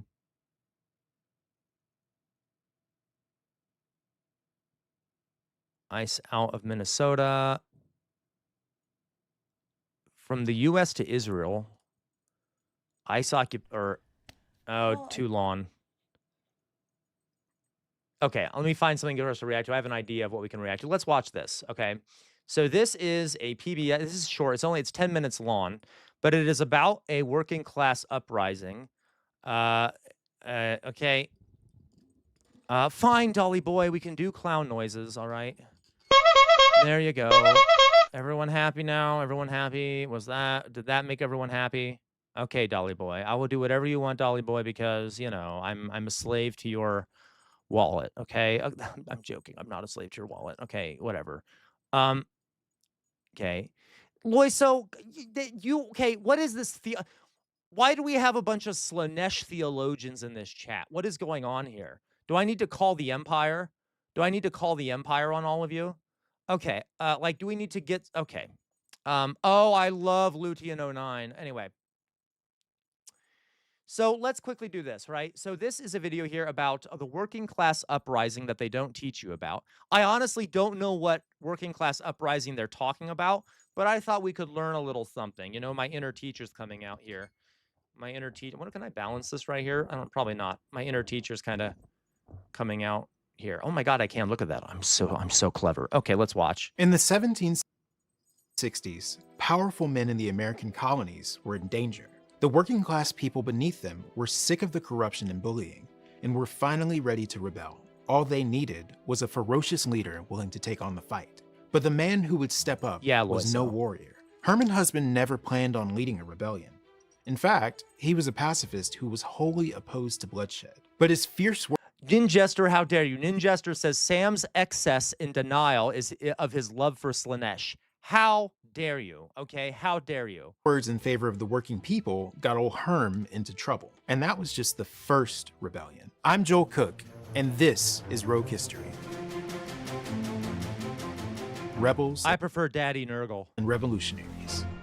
So how does a pacifist end up the most wanted man in the backcountry of North Carolina? What else? Money. Rich people bullied poor people, and Herman spoke up against it.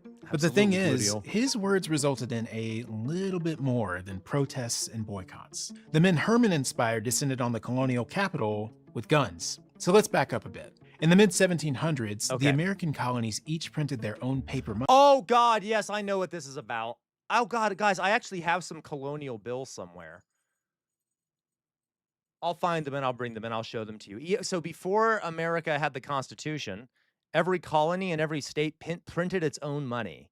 And it was a big problem. It was a very big problem, okay? So I think I know what rebellion they're talking about, but okay. It's a really cool rebellion. The inconsistencies between colonies created confusion, and the British Parliament wanted to standardize the process. But in the meantime, Parliament required all debts to be paid with gold or silver coins, which, as you might imagine, were a little scarce. In the Yes, Dolly backgrounds. Boy, When the exactly. Currency Act was passed in That's cool, 1764, the average citizen in rural Western North Carolina had less than a single bill of paper money. And the average farm family had more debt than yearly income. Yeah. It was quite literally impossible for working class families to pay their taxes. And when they couldn't pay, corrupt colonial officials swooped in to force them into hard labor and auction off their family farms to rich businessmen. As if that wasn't enough, Governor William Tryon poured additional salt in the wound by forcing backcountry voters to pay a poll tax toward his lavish new governor's mansion in New Bern. So who could the people turn to for salvation in these difficult Boy, times? so. Surprisingly, a rich businessman, Herman Husband. Yeah. Herman wasn't a North Carolina native. He was born into a wealthy plantation owning Sir Bartholomew, you have a deep problem and you need to see a therapist. Just kidding. Okay. Oh, shit.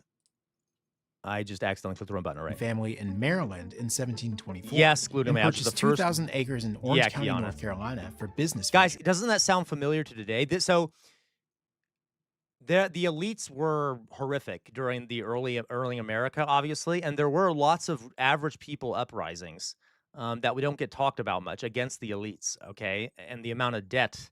As a matter of fact, some of the founding fathers are people who owned the debt of these poor people, okay?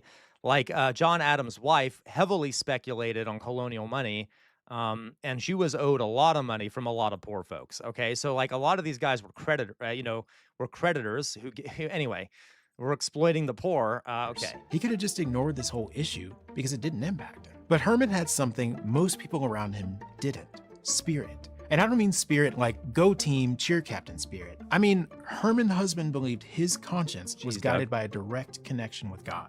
He believed that it was his duty to bring about an equitable utopia on earth, There you no go, matter Muriel. what religious or political entity stood in his way. Now, to be fair, Herman's spiritual conviction sometimes missed the mark. No, He you was guys are right. A very nice fit. anti-slavery, but viewed black people as incapable of participating in civilized government. And his rude behavior towards a woman eventually got him kicked out of the local Quaker meeting. But when Herman's spirit was on, it was on. He saw the religious dissenters and small farmers of the backcountry as the perfect people to enact Yeah. his vision of a new government of liberty. To help them achieve that, Herman used his words to strike a blow against government corruption. But he Yeah, didn't Mithril. know just how deadly his words would be. In August 1766, Okay. Herman became the voice of the Sandy Creek Association, an organization intended to address the struggles of working-class farmers in the North Carolina That backcountry. sounds so cute. The Sandy Creek association, even though it's like a revolutionary underground movement. The association's first announcement, written by Herman, called for people to come to a meeting that would cause the wicked men in power Hey to guys, come to the Sandy Creek Association. It's a potluck. Bring some egg salad. Bring a hot dog. Bring some hot dogs. tremble. Now, as you might imagine, the men he was talking about didn't really like being threatened. Local officials like Edmund Fanning, a colonial administrator, refused to meet with the Sandy Creek Association to hear their grievances, and lawyers refused to represent the group when they tried to sue. Though Herman preached patience to his followers throughout this period, it was kind of hard for them to take him seriously when he was also writing about making wicked men tremble. By 1768, a neighboring group of farmers took a more aggressive stance, blatantly refusing to pay taxes until It's almost impossible, Outer Signal, to find an American revolutionary who doesn't have some pretty awful views of black people.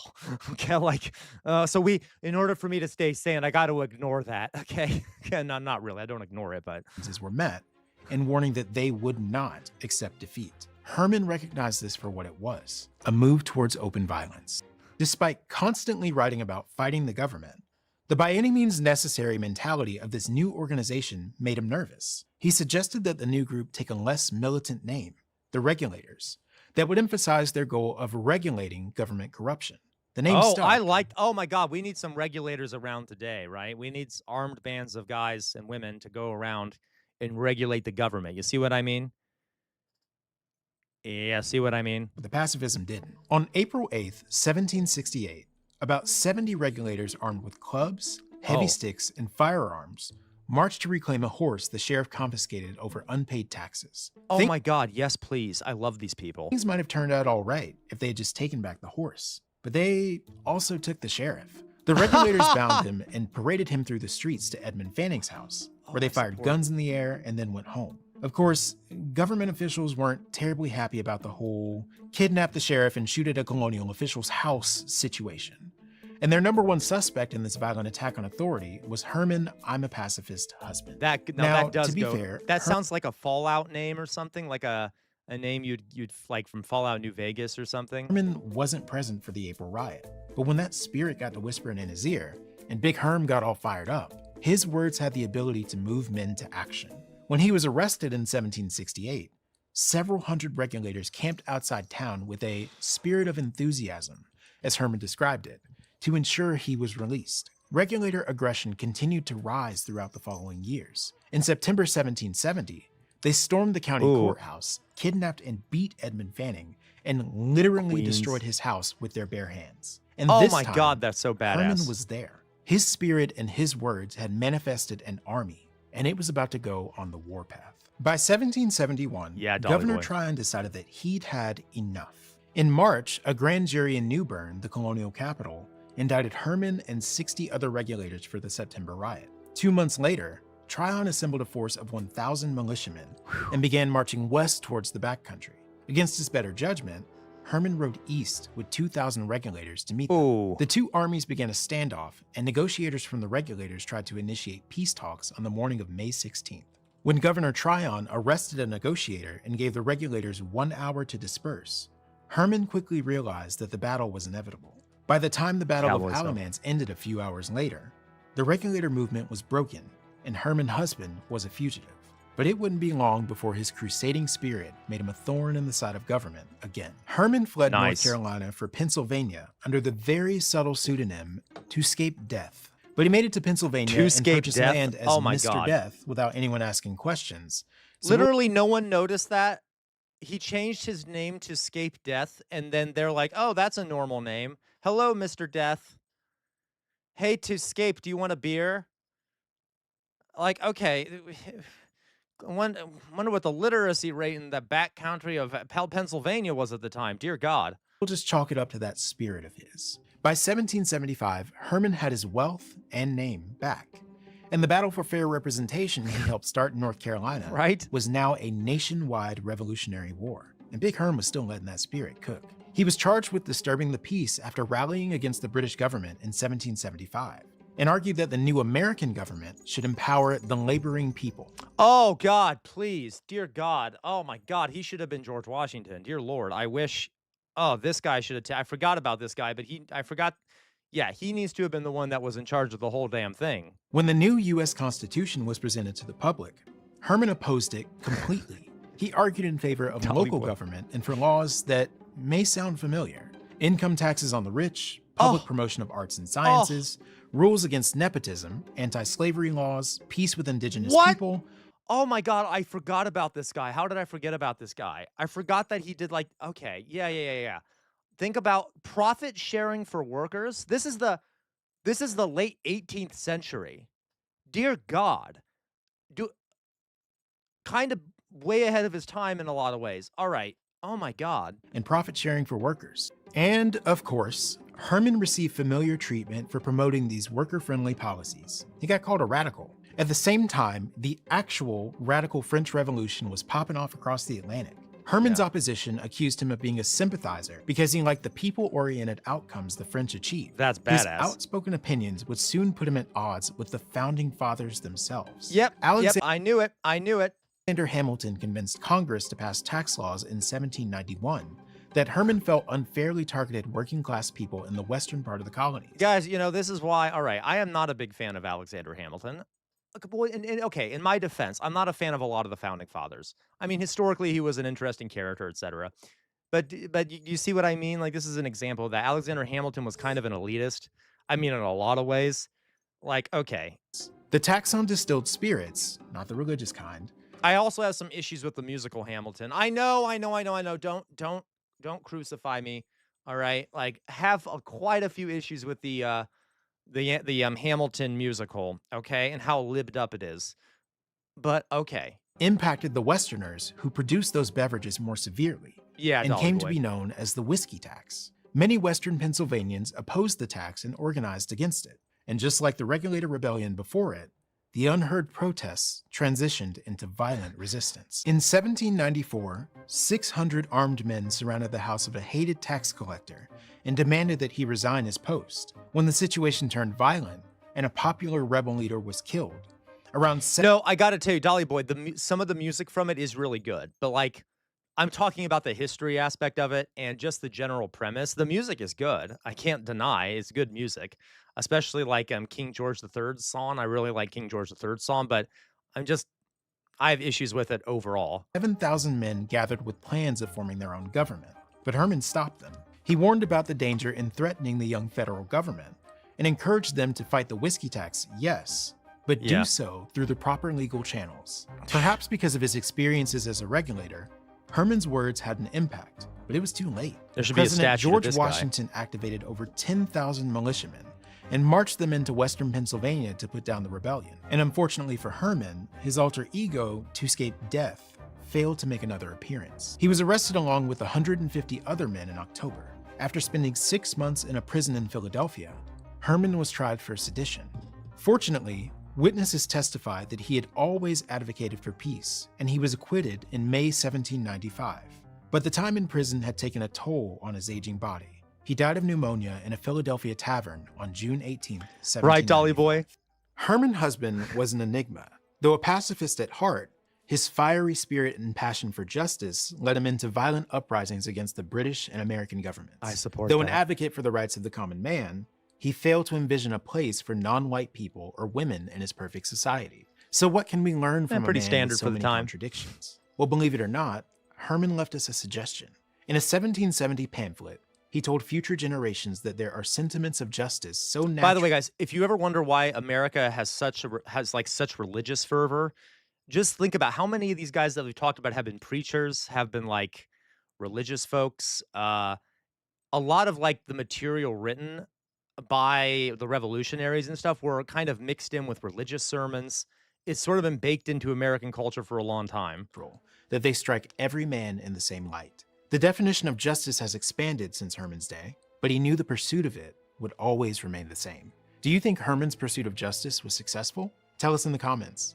Before you go, I need to talk about PBS. With the elimination of funding, Okay, that was good. I like that. Okay, yeah, he must have just died then, Kiana.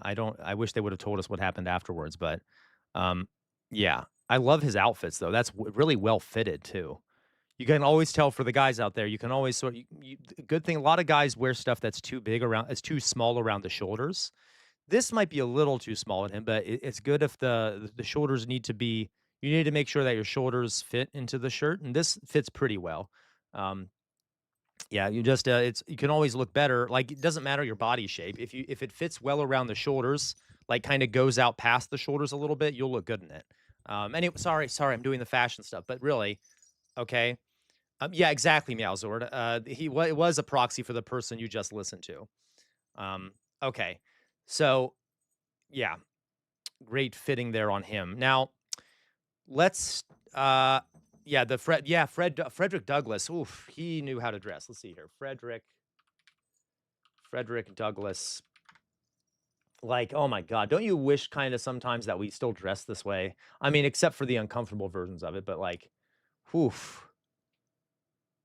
Now, I wanted to show you, there's one that shows how good it fits on him around the shoulders. Yeah, like, okay, so you can see how well the fit here on the shoulders is really good. It's not too small. It's kind of going past his shoulders a bit, but it makes it helps with the shoulders look good, etc. Um, yeah, it would not be comfortable. You're right in your groove. I shouldn't say that, but I wish we had more drip at the time, right? Fascist, okay. Like it's good. You have to, guys, just try to find good fits around the shoulders. Let's put it that way, okay? I don't know how else to phrase that. We never get taught. Guys never really get taught good fashion tips, but anyway. Um, Another guy who was kind of decked out would have been Toussaint Louverture. Someone tell me who Toussaint Louverture is. So in chat here, Toussaint Louverture. I can't spell. Okay, so Toussaint Louverture. If anyone knows who that is, let me know in chat. I want to see if anyone who here has learned about Toussaint Louverture. Now this man knew how to dress. I mean, dear God. Let me find a good image here. Okay. Exactly, Dolly Boy. Oh, of course you are, Doug. Of course you are. Like, but hey, you don't have to be fashionable, anyone. I was just saying, for those who are interested, you're all beautiful no matter what you're wearing. I got to tell you. I'm just saying, if you're curious about like improving your fashion look for guys, you should, make sure your shoulder, like the shoulders are kind of well done. Okay. Could have worded what better, Dolly Boy? What are you referring to? What are you referring to, Dolly Boy? What did I do wrong? Did I piss off people? I was just saying, if you want to have good fashion, make sure the shoulders. Anyway, whatever. I'm just trying to help you. Okay, so here's Toussaint Louverture. Yes, the Haiti Revolution guy. Yes, the guy that did the revolution in Haiti. All right. He was okay, like oh, Dolly Boy. Okay, good. I thought you were yelling at me. All right. So he had a great fashion. Look at that earring. All right, and the way he dressed, and he, by the way, defeated a French army that was sent to Haiti. He was quite a brilliant fighter. Maybe we'll do a stream sometime on the French Revolution. There's other really good images of him. Like, oh God, I'm trying to find. There was one image of him I remember seeing that I'm just like, oh my God, the drip is unbelievable. Well, I guess that we could do something like that, I guess. This looks like it was made later. But the drip, my God. Yeah, the feather in his hat, also fantastic. Haiti, raw, exactly. Okay, there you go, Bright Love. Okay. Right. All right. So, yeah, but very great. Kind of very good drip here. How dare you guys? I'm just taking a moment to talk about some guys who had some big drip, all right? Y'all can calm down. All right? It's just some guys, some conversations about drip. You have to when you're having a revolution, you have to have some good drip. Okay? Drip is good for a revolution. All right? How dare you? How dare all of you? I'm offended. Okay? Anyway. Whatever. Okay. Whatever. I hate all of you anyway. It doesn't matter. Okay. So, okay, here's another good one. I guess is that little hat thing going. Little hat thing going. Okay, I'll stop. You guys get the idea. We need some good drip for the revolution. All right. If you're gonna die in a hail of riot police gunfire, you might as well look good doing it, right? If you're gonna get shot by a SWAT person, you might as well be wearing a suit, right? Ooh, please do that, Malzord. Okay. Yeah, Marx famously said, "Put down your chains and pick up some drip." 100%, guys. By the way, in a socialist society, I want everyone to be greatly well dressed. Everyone will be able to afford great clothes, all right, made by unionized or co-ops that have invested time to make it high quality and things like that. but you can wear whatever you want. You'll be free. I'm just saying. Then at that point, maybe we'll be able to afford good clothes. Everyone will look awesome. Okay. Yeah, bring back the cape. Okay. Uh, Badly dressed comrades will be re-educated. Absolutely. We need to send any comrades out there who aren't well dressed for the revolution. We're sending to the gulag. All right. I want to make that clear. Okay. We're gonna. Okay. If I were the gay Stalin, I would definitely do a fashion re-education camp. Okay. Oh my God, I'm so disgusting. I shouldn't joke about that. All right. Okay. Yeah, Macy. Off topic, but I'm so tired of falling birth rates. Um, Falling birth rates. Humans are almost extinct. It's such bullshit. I really don't care, Macy. I really don't care about falling birth rates. It's a problem for some nation states, but like, it doesn't matter if we don't have nation states. You know what I mean? Like, it doesn't matter if we don't have nation states. Like for example, Japan has an issue with birth rates, but Japan is very ethno-nationalist and they don't want like many immigrants coming in. So it's like, well, you're doing it to yourself. Like, who cares about birth rates? Who cares? I don't give a shit. And the people that are like, oh, there's not as many white people being born. I really don't give a shit. Like, I don't care what the color of your skin is, right? I don't care if it's brown people being born, white people being born, blue skinned people. I really don't care. Okay. Um, anyway, we just need some you're right, Macy. The whole birth rate thing is creepy to me. It's very like sci-fi, creepy, weird to me. And it wouldn't matter if we didn't have nation states, okay? Because governments want high birth rates so that they can have enough people for the military and enough people to do labor. But if we don't have nation states, there won't need to be a competition between nation states, which will demand that each nation state has a high birth rate. You see what I mean? Okay. I could ramble about this for ages. Okay, sure. Go ahead. I don't really give a shit, Victoria, but if you want to send me Obama's statement, I will briefly look at it, probably vomit, and then stop reading it. But you can send it to me. You can send it to me, okay? Now, all right. So yeah, Obama. Okay. I don't think like Obama. He might have a cute little liberal statement that doesn't. You know what? I'll just look it up, Victoria. Let's just, guys, just for this, for shits and giggles. Thank you very much, Victoria. Let's see what Barack Obama says. Jesus Christ. Okay, I'm already annoyed. All right. Let's take a look at this. By the way, Obama did have some drip. Speaking of drip, I got to show you. You know what? I'll show you after this. I'll show you one of my favorite artists after this. Regardless.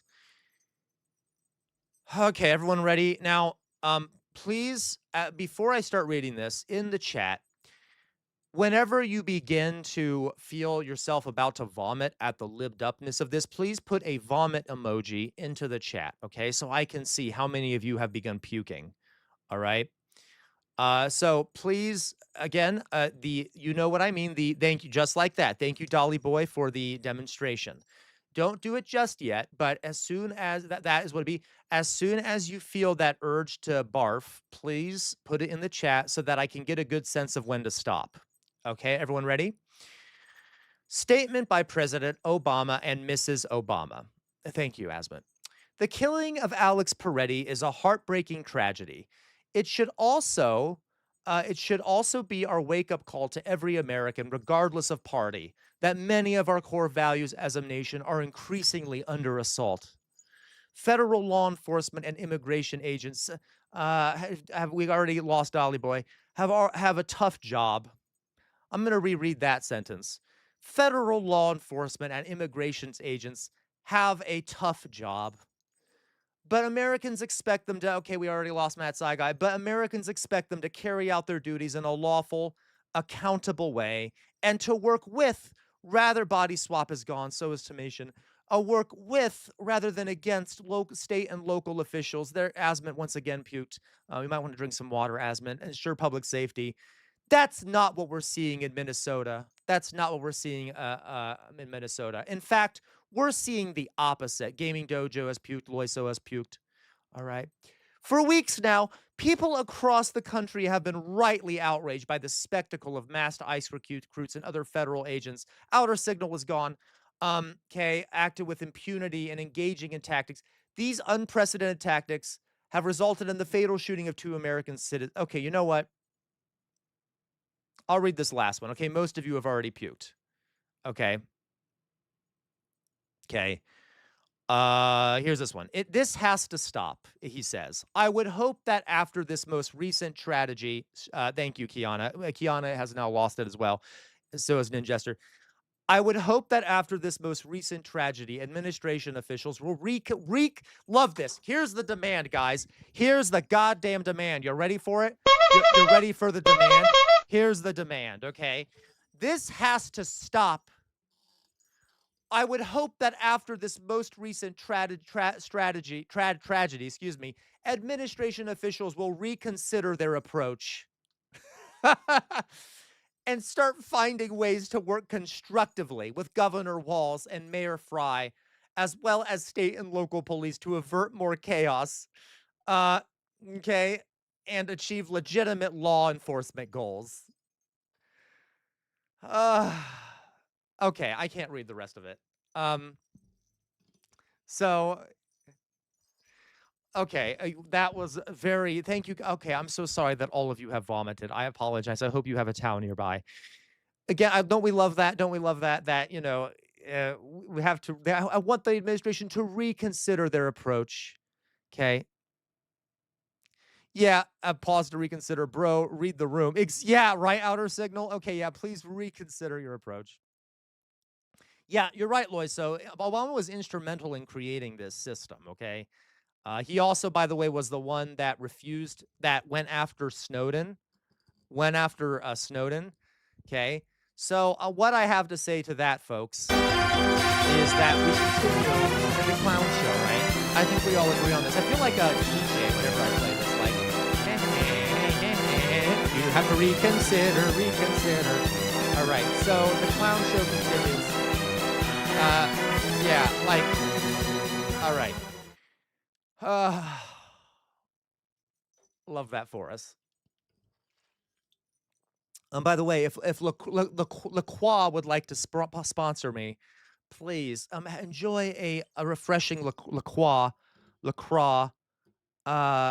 which I don't even know what company makes these. Enjoy a refreshing LaCroix, and you will feel like an asshole while you drink it because you're an elitist pig if you can afford it. Okay, so I got this for free at a doctor's office, and I've just kept it, and I just started drinking it. So anyone please have a LaCroix made probably by slave labor in a Malaysian sweatshop. Regardless, have some LaCroix. All right, you know what? I'm never going to get a sponsorship. Let's just admit it. I'm just never going to happen. Okay, so I don't want one anyway. So let's see here. Let's see what the comments are. I am curious. Oh my God. Okay, what are the comments? And we got someone posting information about the person killed. Yeah, probably Nestle, right? Look, I thought it's, I don't know how to pronounce it. Do I look like a smart person? I don't know. All right. Okay, someone said it's not about immigration. Someone just says F ICE. Okay. Because a pedophile tells me to ICE. All right. Oh, look here. Yeah, see, this is a good one. This is a good one. Yep, famous image here. Does look pretty similar. All right. Again, these are actually pretty well, here's a bootlicker, but we don't need to talk about that. Here's a good bootlicker here. Crypto Ray, best president ever. Oh, wow. Do you think this was before or after Obama accidentally bombed how many wedding parties in the Middle East? Let's look up that number. How many wedding parties did Obama's drone strikes kill in the accidentally attack in the Middle East? That's not a joke, by the way. You did call it. Bomb.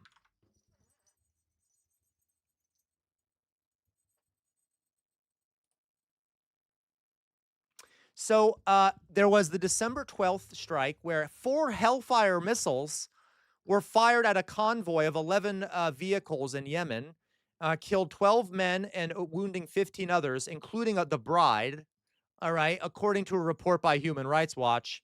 The report noted that while U.S. and Yemeni officials claimed the dead were members of Al Qaeda, witnesses said the relatives stated the casualties were civilians in a wedding party. Good. Um, they never acknowledged it, but then later reports, Obama never acknowledged it. Reports later indicated the U.S. government quietly paid over $1 million in compensation through the Yemeni government to the families. So they knew they did it and they paid them compensation, but they never acknowledged it publicly. All right. So that's good. There was also this one. I don't know if this was during Obama. Oh, yes. This also happened here where there about 37 Afghan civilians were killed when a strike by Obama um, during in Afghanistan. All right. And Hamid Karzai responded by demanding that the newly elected President Barack Obama end the civilian deaths. Okay. So, yep, that's good too, guys. Anyway, I don't mean to be an asshole. I'm just saying. Also, how much money was sent to Israel under Obama? How much money guys, okay, let me be clear here. I know it sounds like I'm targeting Obama. The reason I'm doing this for the non-Americans is because there are so many liberals in the United States of my generation especially who think Obama was like the best guy ever, and they have all this lovely nostalgia for the man. They think he was like the greatest of all time. And they think that the reason Trump came to power was because okay. Oh, that's fair, Outer Signal. I may have been wrong about that one. That one may have been right before him, okay? I should have read closer there. But, like, there is, like, he was very good at PR and stuff, and he was not okay, he was better than a lot of folks, but he was still a corporate Democrat, and he still engaged in, like, horrible things. And, okay, he's not some god. He was very charismatic, all right? But that doesn't mean he was okay. How much money was sent to Israel under Obama?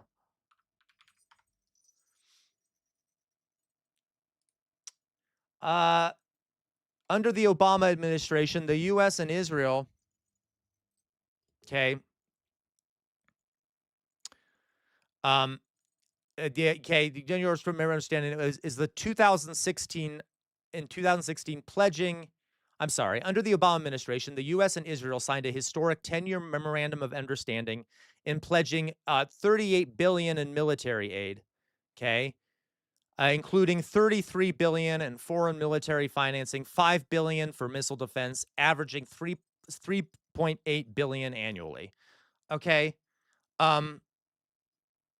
Anyway, I'm sorry. Yep, Nelm, you're right. You don't get to the point of Trump without having decades of both parties, failing to serve the American people. Okay. No, you're right, guys. I shouldn't read the AI summary, but it's true. I can go to the here we go. Memorandum of Understanding, and this is from the White House. President Obama's leadership, the multifaceted cooperation between the United States and Israel has reached unprecedented levels. This is particularly true with regard to the security of Israel. And then it goes out to lay out the numbers I just mentioned, the billions upon billions upon billions upon billions sent to Israel. And you know what? When I worked at that Zionist school that I told you all about, that I left, all right, they would constantly complain and say Obama wasn't pro-Israel enough. Like, even though he was extremely pro-Israel, okay? I'm just saying, all right? And then they're even bragging on the White House website. Under President Obama, Israel has received a record amount of foreign military financing. Okay? Anyway, I could all right. I'll stop going after Obama. I know. People sometimes say people have said I'm racist before because I attack Obama, which makes me want to lose my mind.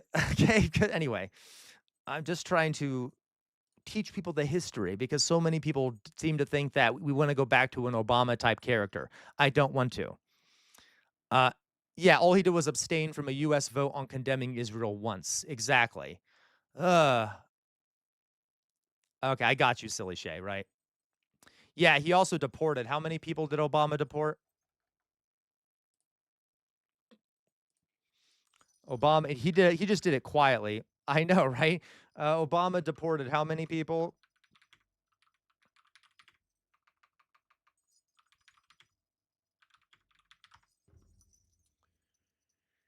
Let's go to the link here. Yes, Obama formally removed 3 million non-citizens over 2 terms, more than any other president in American history. Now, obviously, we don't know the count right now under Trump. All right. Okay. President Bush, so yeah, he did more. He deported more people than Trump did under his first term. Okay. Uh, you get what I mean.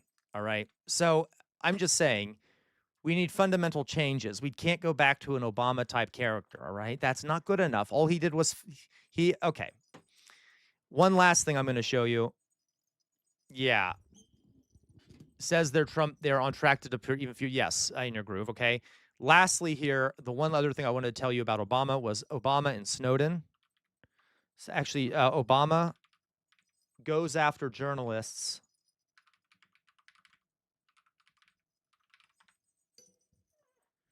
Yeah, he Obama used what's called the Espionage Act. How many did Biden do? 1 point, I think. Well, I'll check. I'm not sure how many Biden did. He did less. He did far less than Obama. Obama did more than any other president, except for possibly Trump, but we haven't gotten through his term yet. So Obama definitely deported. Let me see here. Where did I put this shit? Now I got all these goddamn 40K things up here. Let me get rid of some of these tabs so I can be less confused about what the hell I'm looking at.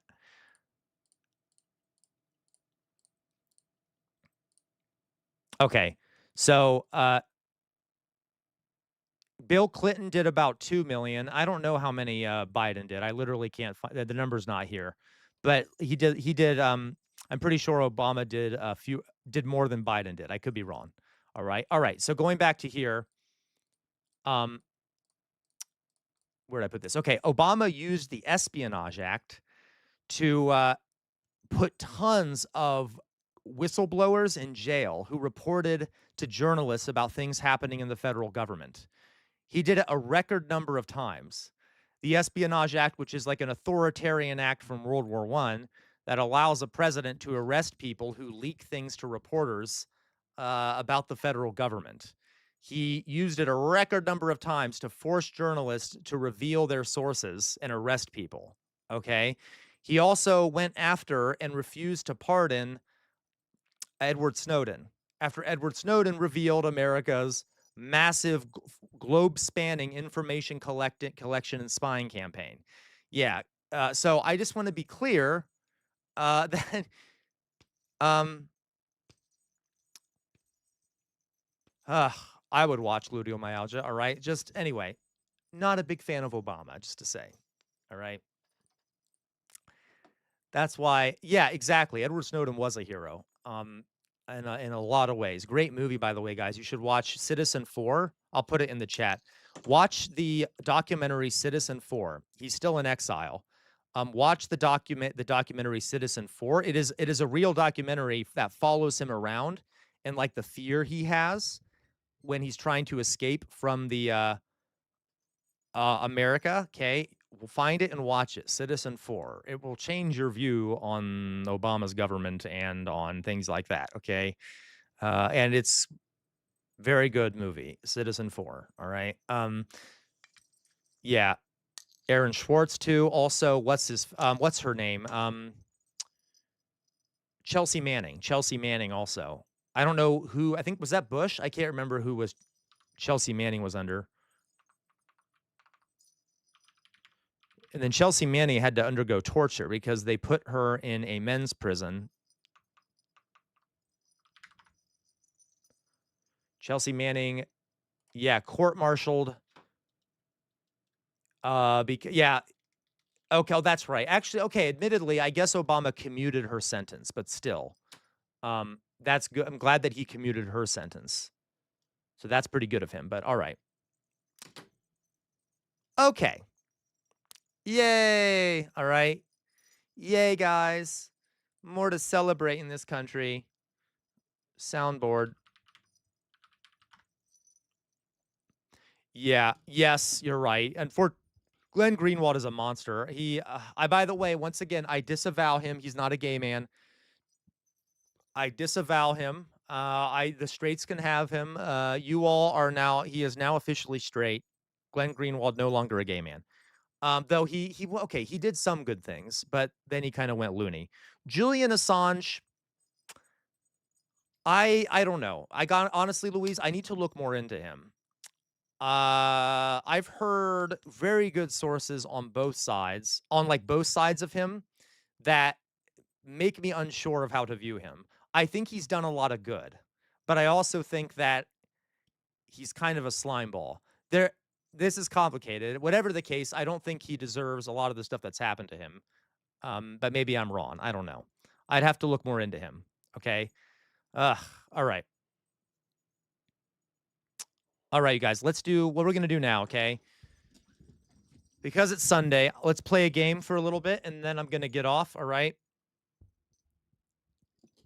I know, I agree, Louise. That's why I'm not sure, okay? Because like, I feel like I don't ever get the full picture of him. Everything I read kinda has a bad take on him, but at the same time, I'm like, that's awfully advantageous that there is bad stuff on him.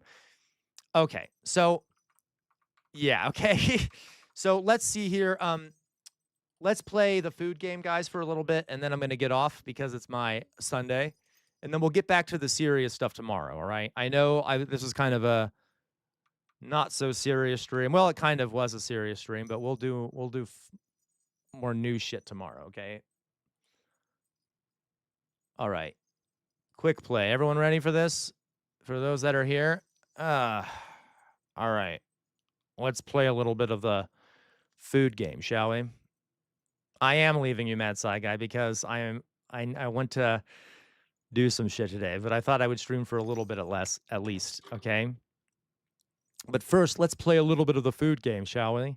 Because we definitely reached enough money to do this, all right? Is everyone mad at me now? You all gonna, like, not participate? Wasn't it, by the way, nice that we didn't have any trolls today?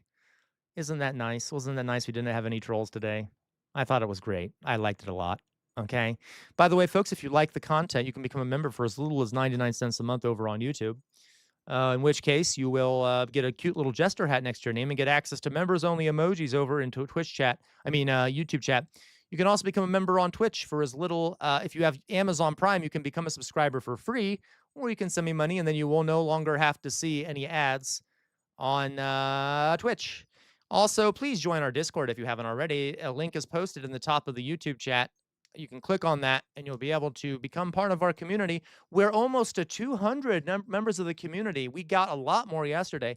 That community is fast growing, very quickly growing. So we can also do that. You can also do that. It's a great community. Honestly, one of the best I've been in. And I'm not just saying that to be selfish. It literally is one of the best communities I've been in. Mainly because, Dolly Boy is there, and we all love Dolly Boy. So we gotta, that's the main reason it's so good. And now we have Mayflower Kid over there, who is also great. Got a whole bunch of people are there now. We got Ninjester over there. We got a lot of people over there. Join the Discord, please. It is a great little community. No, there is not, Sir Bartholomew. I'm sorry. Okay. Man streamed. Yeah, thank you. Outer Signal. I do deserve it. I do deserve it. So I will read to you. Matt Saiga, you too. Yes.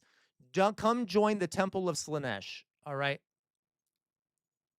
Okay. So you're all traitors, by the way. You're all traitors. How dare you yell at me? Okay. So now, folks, I expect your attention. And for those that are not able to participate, shame on you. Shame on you. All right. I need your help with this. We need to get gastronomical I almost said gastronomical Jesus. Gastronomical genius, or I will lose my shit and go crazy. All right.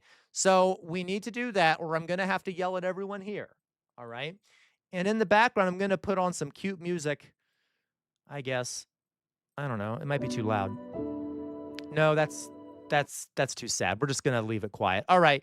So let's do that. Everyone, like tons of people have already left. That's fine. Everyone ready? Let me read to you this one. This one is lamb, bread, green onions, ginger, garlic, 5-spice powder, soy sauce, salt, pepper, chicken broth, cilantro. Oh, yes. Yes, gastronaut. Yes, I shall. I'll zoom in a little bit on the page so you can see it better. Is this better? Do we like it now? Can you see it better? So where do we think this is from? What country do we think this is from? I need some help here.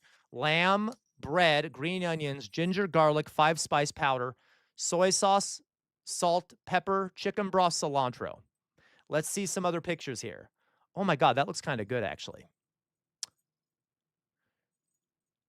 Thailand, you think Thailand virtual violence because of the spoon?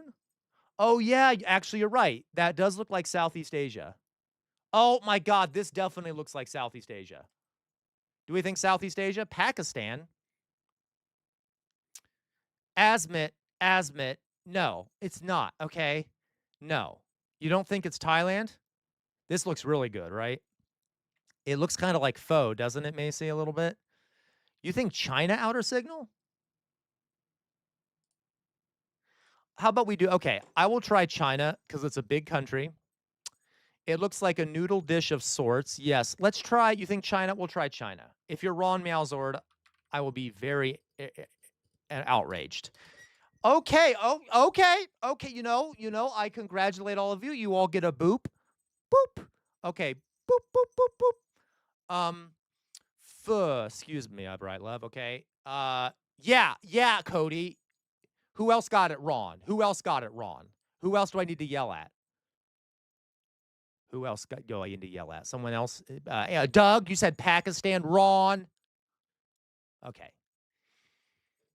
This is palmo is a traditional Chinese dish that originated in the northwest region of China.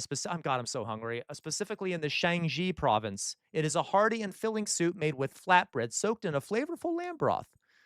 Yeah. Okay. All right. Next one, shall we? I'm not angry yet. That was a good one. We got that one right. Okay, this one looks good too. This is tamarind paste, lemon juice. Okay. Lemon juice, pineapple, water, spinach, bean sprouts, tomatoes, spare pork ribs, fish sauce, sugar, shallots, garlic, lemongrass. This is Thai food, right? This is Thai food, right? Like, am I wrong? Do I even have to read the rest of it? This looks so much like Thai food. Green papaya, coconut milk. This is Thai food. Yeah, okay, we're just gonna put in Thai food. By the way, oh my God, I want Thai food. Would it be mean, guys, if I ordered Thai food and had it delivered and forced a poorly paid driver to go through the snow? Would that make me an asshole? Probably. Let's do this. Oh my God. We were wrong. It's not Thai food, but it borders Thailand. It's southeast of Thailand. Jesus Christ. Okay, is it Malaysia? Or is it like Cambodia or Vietnam? You think Malaysia? Okay, we'll try Malaysia.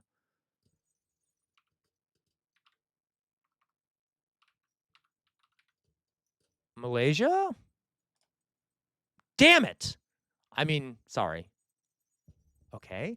It says that it's northwest of Malaysia or north. It might be Cambodia. I'm very angry.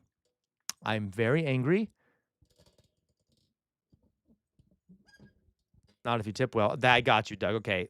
Okay. You know what? Let's try. Okay. We'll try Cambodia. Oh, thank you, Bright Love. Yes, it was Cambodia. Okay. Bright Love, I have a very good geographic knowledge. Okay. I got to tell you. Yeah. I actually did a stream once where I tried to name all the countries in the world. Now I failed, but I got close. All right. Anyway, I'm just got to brag a little bit. Okay. Let me boop all of you so you ignore my bragging. Boop, boop, boop. Okay. Sam Lore Machu. I don't know what the hell that is. Okay. Okay. You think so, guys? If I tip properly? All right. I probably won't do that. As in, I probably won't order food, but I was just thinking this makes me hungry for Thai food. So this is Sam Lore Machu. It's traditional Cambodian soup that's characterized by its sour taste. I would really like to try this. The term samlor refers to soup. Okay. And after that is amazing gluteomyalgia. I would love that. Okay. Such as tamarind, lime, or tomato. Interesting. Okay. Next. Yeah. Okay, right, Meowzord, right. Yeah, Meowzord, yeah, because you're dealing with snow over there. All right. All right, this looks European. I can already tell you it's European. Okay. I can already tell it's European. Chicken, pork, vegetables, uh, such as lima beans, corn, okra, and tomatoes. Barbecue sauce, chicken broth, Worcestershire sauce, excuse me, and hot sauce. I think this is the United States, isn't it? Is this the United States, guys? Yeah, you think so? You think USA? Kind of looks American. Uh, Italy? No, it's not Italy. It looks American to me. It actually, weirdly enough, this is one of the better American dishes they've shown us, and that's not saying much. Like, this is actually okay food to eat. It's still like, it's not Cheez-Its, all right? But okay, you think Brunswick stew? Okay, we'll try America. Not like the other biases they have. Worcestershire sauce is from the UK, isn't it? I could be wrong. I don't know. Okay, we'll try. The okra is kind of throwing me. Oh, it was. Oh my God, Doug. Doug, you were right. Me too, Louise. You're right. This was Brunswick stew, which is an American dish. Okay. Originated in Brunswick County, Virginia. Guys, this is the nicest food they've ever had from America. And it's still not a great one, but it's nicer than the other ones they show from America. I guess maybe maybe Americans complained because of their anti-American racism. All right. Okay. Okay. So a traditional Southern dish that came from Brunswick County, Virginia, in the early 19th century. It's believed to have been created by Native Americans and later adopted by European settlers in the region. So once again, something we didn't create on our own over here. That makes sense, Doug. Okay. Next round. All right. Rice. Okay. Rice, split chickpeas, garlic, turmeric, mustard seeds, ginger, salt, peanut oil, water, coconut milk, roasted peanuts, fried onions, fresh coriander, and leaves. You think India? Really? India? There's a D in that word. Okay, there's a D in that word. Both Matt Saigai and Meowzord. There's a D in that word. All right. Okay, I believe you, Matt Saigai. I'll believe Matt Saigai. It does look good. Well, I'll believe him that it's India. All right, I'll believe him that it's India. If it's not India, I will lose my mind. Okay.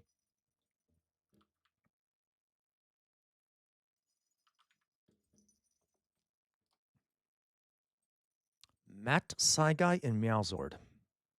What do you have to say for yourselves? What do you have to say for yourselves? It's not India. It's to the northeast of India. Is it Bangladesh? What is wrong with you people? Okay. Is it Bangladesh? How dare you? You think it's Nepal? It could be Nepal. It actually doesn't appear as though there's any meat in it. Maybe it is Nepal. We'll try Nepal.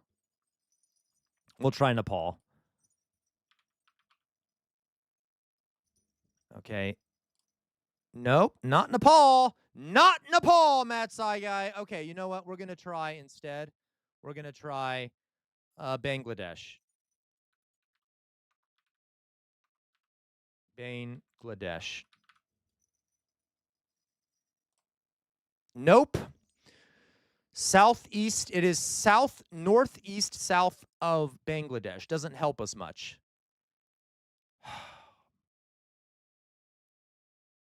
Okay, what's this? Thingian rice. Thingian. What is that word, guys? What's that word? Do we think Burmese, or I'm sorry, Myanmarese or whatever? It's apparently it borders India. So is it Myanmar? It borders India. It says Thingian rice. Thingian rice. What is that from? What is Thingian? You think Myanmar? Myanmar? Okay, we'll try Myanmar. We'll try Myanmar.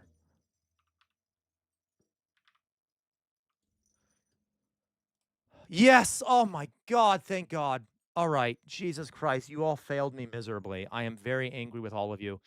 The only person I'm not angry— no, you're not, Matt Saigai. Okay, you just disproved your genius.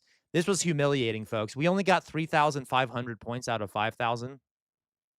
Okay. So we better— if we don't get gastronomical genius, I am not going to stream tomorrow. That's it. I won't see a reason to. I won't see a reason to stream tomorrow, because why would I stream for people who can't figure out where Thingian rice is from? Okay, you know what? Whatever. Whatever. Next round. Next round. It's apparently okay. It's a joke. Of course I'm going to stream more tomorrow. Of course I'm going to stream more tomorrow. Okay? It's a joke, all right? Okay, you know I love you all. All right.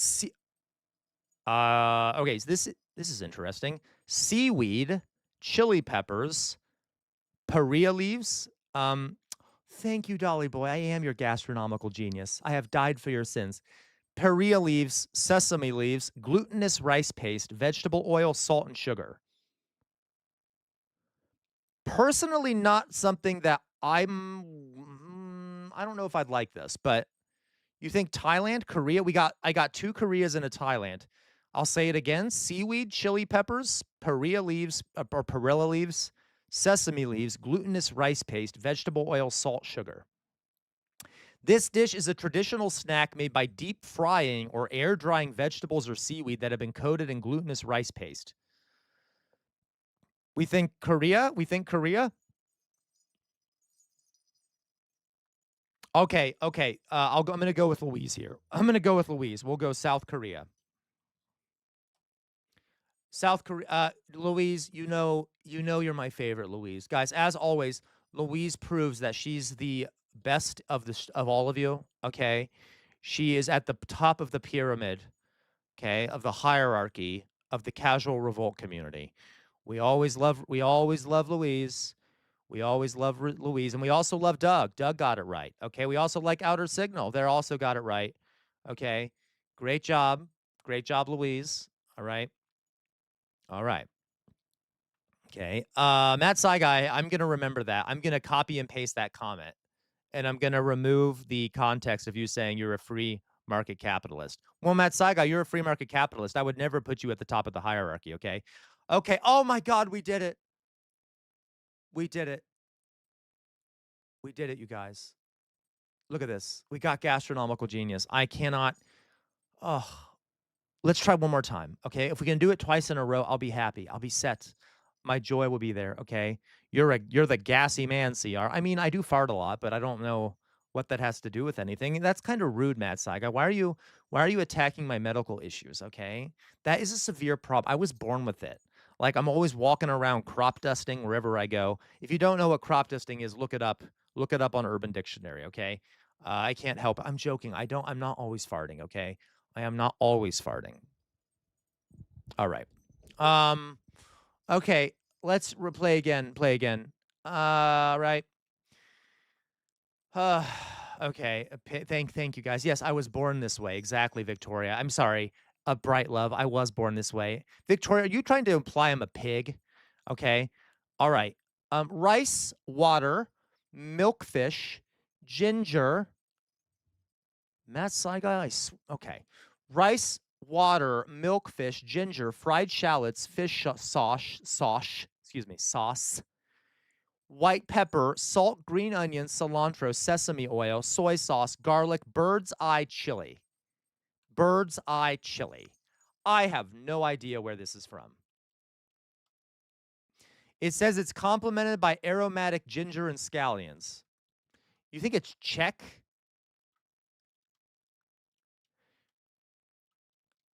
Yeah, Matt Saiga, I hate you, okay? Matt Saiga, you have no idea. My cooking is brilliant. All right? You think it's China? You think it's China? Vietnam? Asian spoon, not Czech. Racist. You're a racist, Malzord. How dare you say? A spoon can't look Asian. I'm joking. I'm joking. I know it's like culturally from the East, okay? All right. I do cook, Matt Saigai. I do cook. I have so many options here. Okay, but a lot of people are saying China. A lot of people are saying China. Well, no, they're not. We got one person saying China. I'm gonna go with China. Excuse me, Victoria. I can pronounce that. I can pronounce that word that I'm not gonna say on live stream. I'm not gonna try and pronounce it now, but I can pronounce it if I would try and pronounce it, Victoria. It says kanji. What's that? What's kanji? I don't even know what that is. Oh yeah, enhances the kanji's rich. You think China? China? Okay, we'll try China. I did not say that. Nope, nope. That is not the N word, Matt Sai guy. The word I used earlier is not the same as the N word. Okay. All right. So, that would be. It was not China, Matt Sai guy. It was not China. That was not China. Oh my God. Okay, it's southeast of China.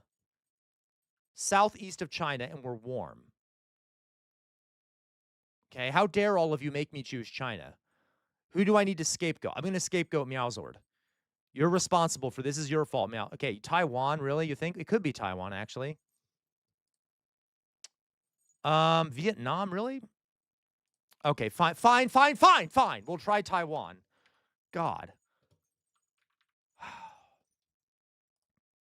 Okay, fine, it was Taiwan, whatever. You know, Taiwan, China, what's the difference? I'm sure that statement won't piss off anyone, right? I'm sure that's a completely apolitical statement for me to brush off the difference between the two, right? No one would be mad about that statement. Zero geopolitical problems between those two countries, I'm sure. None. You know, really, they should just put them together, right? It doesn't really matter to me. Okay. All right. Dear God. Moving on. So that was Milkfish Kanji from Taiwan. Okay. Uh, by the way, the Taiwanese people should be able to determine their own destiny. How dare you? Okay. The Taiwanese people should be able to determine their own destiny. If they don't want to be part of China, they should not be part of China. If they don't want to be, if they don't want to announce that they're fully independent from China, they don't have to do that. They can do whatever they damn well please. The people of a country deserve sovereignty. They are an independent country, regardless of what China says. They can decide what they want. I don't care. Okay, I don't care what China says. Anyway, all right, moving on. All right. At the same time, maybe the United States should stop, you know, going over there just to piss off the Chinese and making it more likely that the Chinese will invade. We can debate this. Moving on. Next one here. This is black graham flour, rice flour, water, salt, black pepper, cumin, seeds, asafoetida, chili powder, baking soda. Those are papadoms? I'm not sure what that is. So what is this from? There's someone in chat saying India, but I don't want to listen to that person. Does anyone else think it's India? Can we get a verification on the India? I can't read the name of who's saying India, so I refuse to acknowledge it. Who do you think India? Okay, Asmit. Thank you, Asmit. Thank you, Asmit. Thank you, Dolly Boy. And thank you, Cody. It looks like it is India. Thank you, Louise. I think Louise also says India here. So we'll do that. We'll say India, since I couldn't read who else was saying it. Okay, India. You think India? You think India outer signal? Okay, India. Oh my God! Thank you, Cody and Asmit and Dolly Boy and Louise and outer signal. Thank you all for your contributions to the community. Real valuable members of the community here. If only Matt Saigai was more valuable to the community. If only Matt Saigai contributed more to these streams, okay? Even though Matt Saigai probably funds like a fourth of my paycheck or whatever. Regardless, Matt Saigai, you should have known this because you should have known this, Matt Saigai, because, you know, since you were born in India and stuff, I feel like that's kind of embarrassing, Matt Saigai. Maybe you should try harder. Learn some geography, Matt Saigai. Learn some culinary stuff. Hello, Hello there, dead inside, okay? We all know Matt Saigai is the one that got it right first. I'm sorry, Matt Saigai. Ugh, I'm sorry. Once again, I know I'm an asshole. Matt Saigai, by the way, says, "You're a pig, Sam. Shut up, piggy." Okay, thank you. What fires do you mean, outer signal? Okay, here we go. Meat. So this one is um, meat, tomatoes, onions, garlic, bell peppers, chili peppers, gourd seeds, sesame seeds, cloves, cinnamon, cumin, coriander, black pepper, salt, and water. Is this honestly, this actually does kind of look like it could be India also.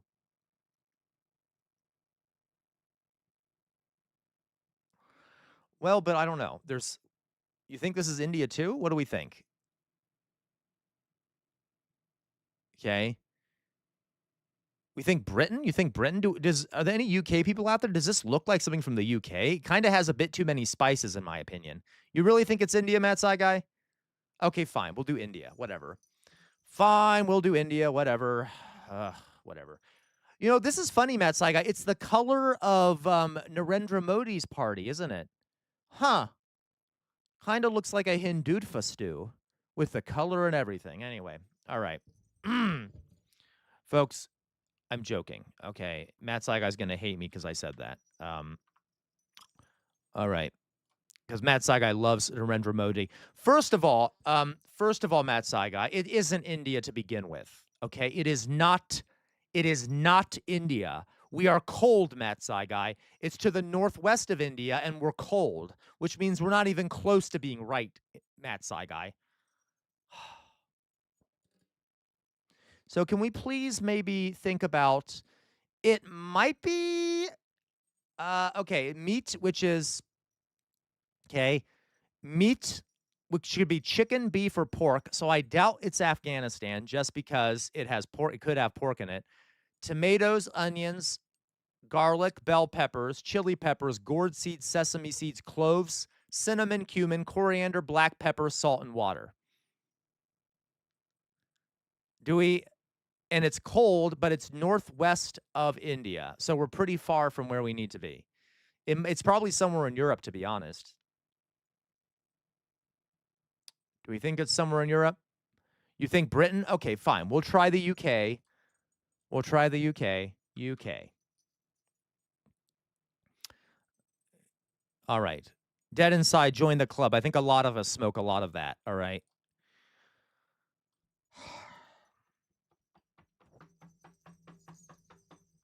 Okay, guys. I'm going to need you all to lock in here. It wasn't the UK, and we're still ice cold. It says it's to the north. You know what? Oh, no. Pepion. Pepion. Is it Central America somewhere? Guatemala? You're right. I'm going to try what Louise says. Louise is always right. Let's try Guatemala. Oh, my God. Louise, again, can we all just take a moment to appreciate Louise and diss Matt Saigai and Meowzord? Okay? What is it with people that have an M at the beginning of their name? My God. Okay? Thank you very much, Louise. Thank you very much. Pepian is from, but seriously, in Louise's defense, that little mark there, that little, Louise, how dare, Louise, you cheated?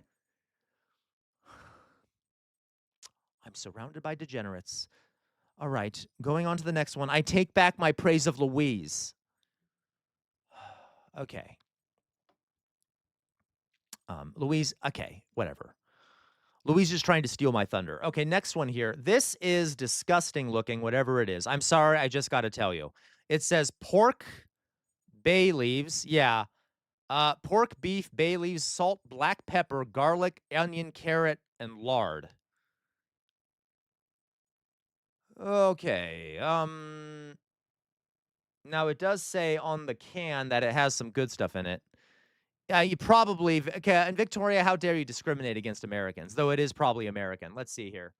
I'm trying to get closer to the picture so we can like see because there's something written on it. Guys, I think it's Russia. I honestly think it's Russia. I honestly think it's Russia. All right. Looks like it has Cyrillic on it. Yeah, it looks Cyrillic. So this makes sense. So that's what you get, Victoria. That's what you get. Okay, that's what you get, Victoria, for being racist against America. All right, let's go for Russia. It is Russia. The other country that has, forgive me, Loiso, are you there, Loiso? Forgive me. Forgive me if you're there, but Russia, not exactly known for its appetizing cuisine, all right? I am not trying to be ethnocentric. America also not necessarily known for its great cuisine. Matt Saigai, silence, okay? But like, this is a reason why. Maybe this is why Putin invaded Ukraine, because what else are you gonna do if the food isn't that great? All right.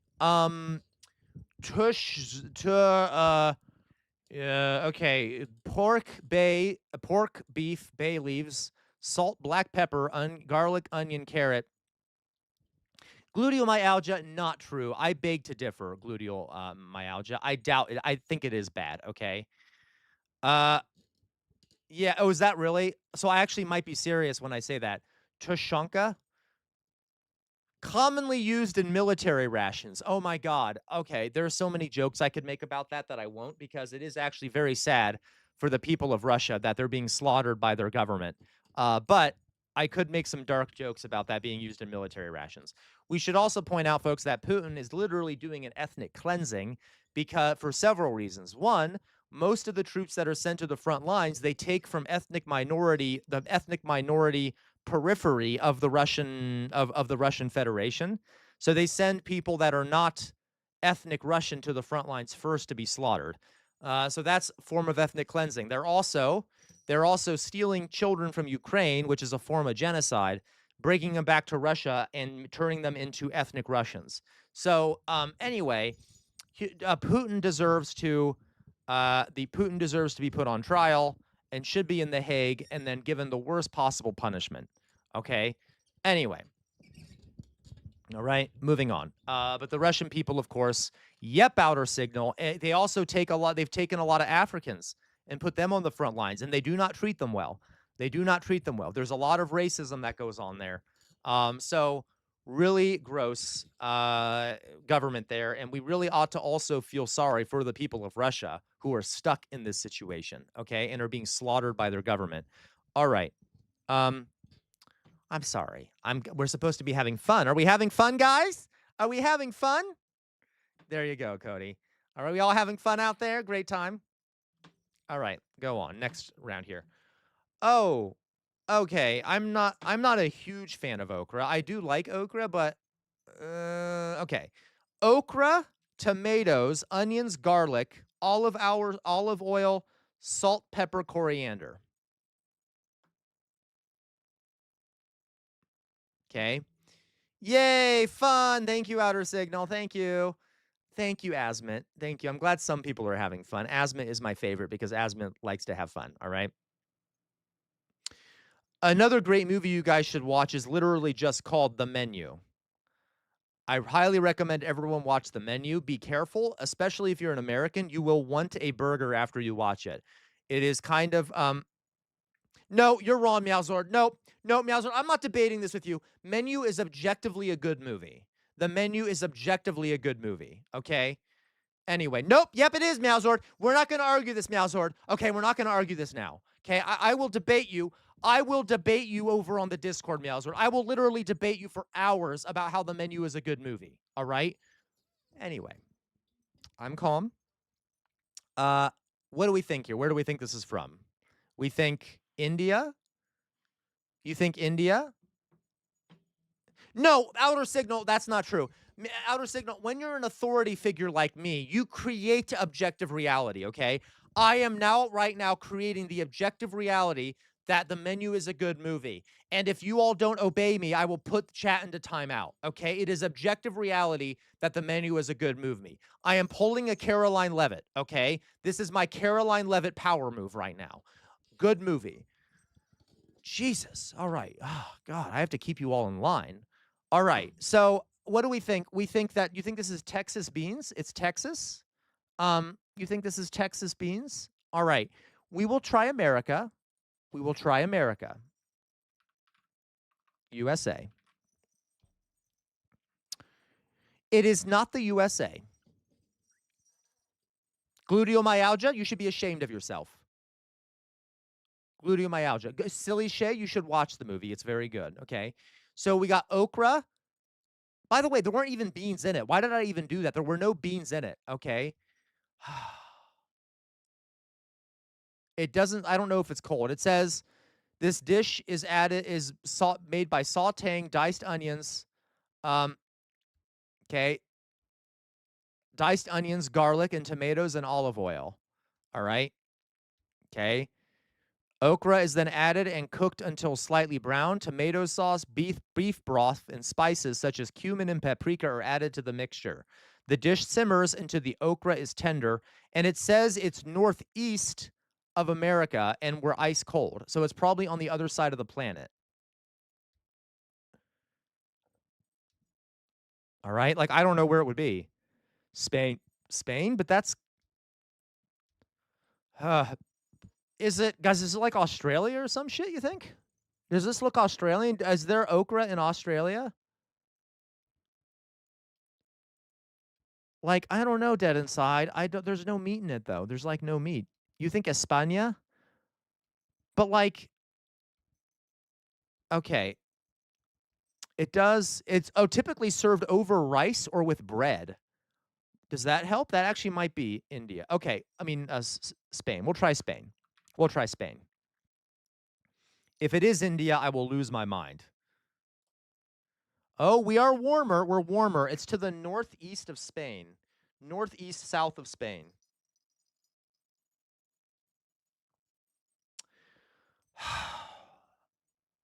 Meowzord. Okay. It is kind of pretentious. I agree, Meowzord. But I also like the bear. So I will. Can we do a good old fashioned Democrat bipartisan deal here, Meowzord? Okay. All right. So, okay. Do we think it's warm to the northeast south of Meowzord? To the northeast south of Spain. You think Lebanese? Okay, we'll try Lebanese. It's Bamia. Lebanon. Nope. Oh, but we are very close. It's probably Turkey. Let's try Turkey. Turkey. Because we're very hot, and it is to the northwest of that. Let's try Turkey. Yes, it was Turkey. Okay. Oh my God, Dolly Boy, you disgust me. All right, so it is, but I also still like the menu. Very good movie. So we got here Kenya, Armenia, Azerbaijan, Afghanistan, Albania, Cyprus, Turkey, or Tanzania. That's random. Tanzania. Why is Tanzania mixed in with this? Does anyone know why Tanzania would be on this list? Huh. That doesn't really. Yeah, that's kind of strange. Okay. So, Matt Saigai, you were wrong, Matt Saigai. Wrong. I hope you're not getting your PhD in food, Matt Saigai. I hope you're not. Okay. So you said India, Matt Saigai. You said this was India. All right. Yeah, you did, Matt Saigai. You said it was India. You're gonna defend your thesis and be like, oh, I think this food is Indian. And it's gonna be like McDonald's or something, and then you're gonna completely lose and not get the PhD. All right. I don't know, Matt Saigai. I just assume you did. I'm just making shit up as I go. I thought so, Dead Inside. Okay, so let's see what our final score here was, folks. Guys, I'm very proud of all of you. You all get a boop. Where's my boop? Where's my boop stick? Thank God J-Mac isn't here. Whenever I make a comment that could be taken in a certain way, I'm always worried that J-Mac is here. Ugh. Now watch. J-Mac's probably watching and will come in with something clever about me using a boop stick. Yeah, Louise. Yeah, you would say well done, everyone, when you were cheating, Louise. You were cheating. Louise, do you know I trusted you? I have trusted you and I've put my faith into you and you have backstabbed me, Louise. I feel like the Boston Massacre has happened all over again. The British have betrayed me. I just can't do it. I can't do it. All right. I won't cry, Louise. Okay, so we are Thank you, everyone, for playing. What time is it? All right, guys. I'm gonna put my face up here.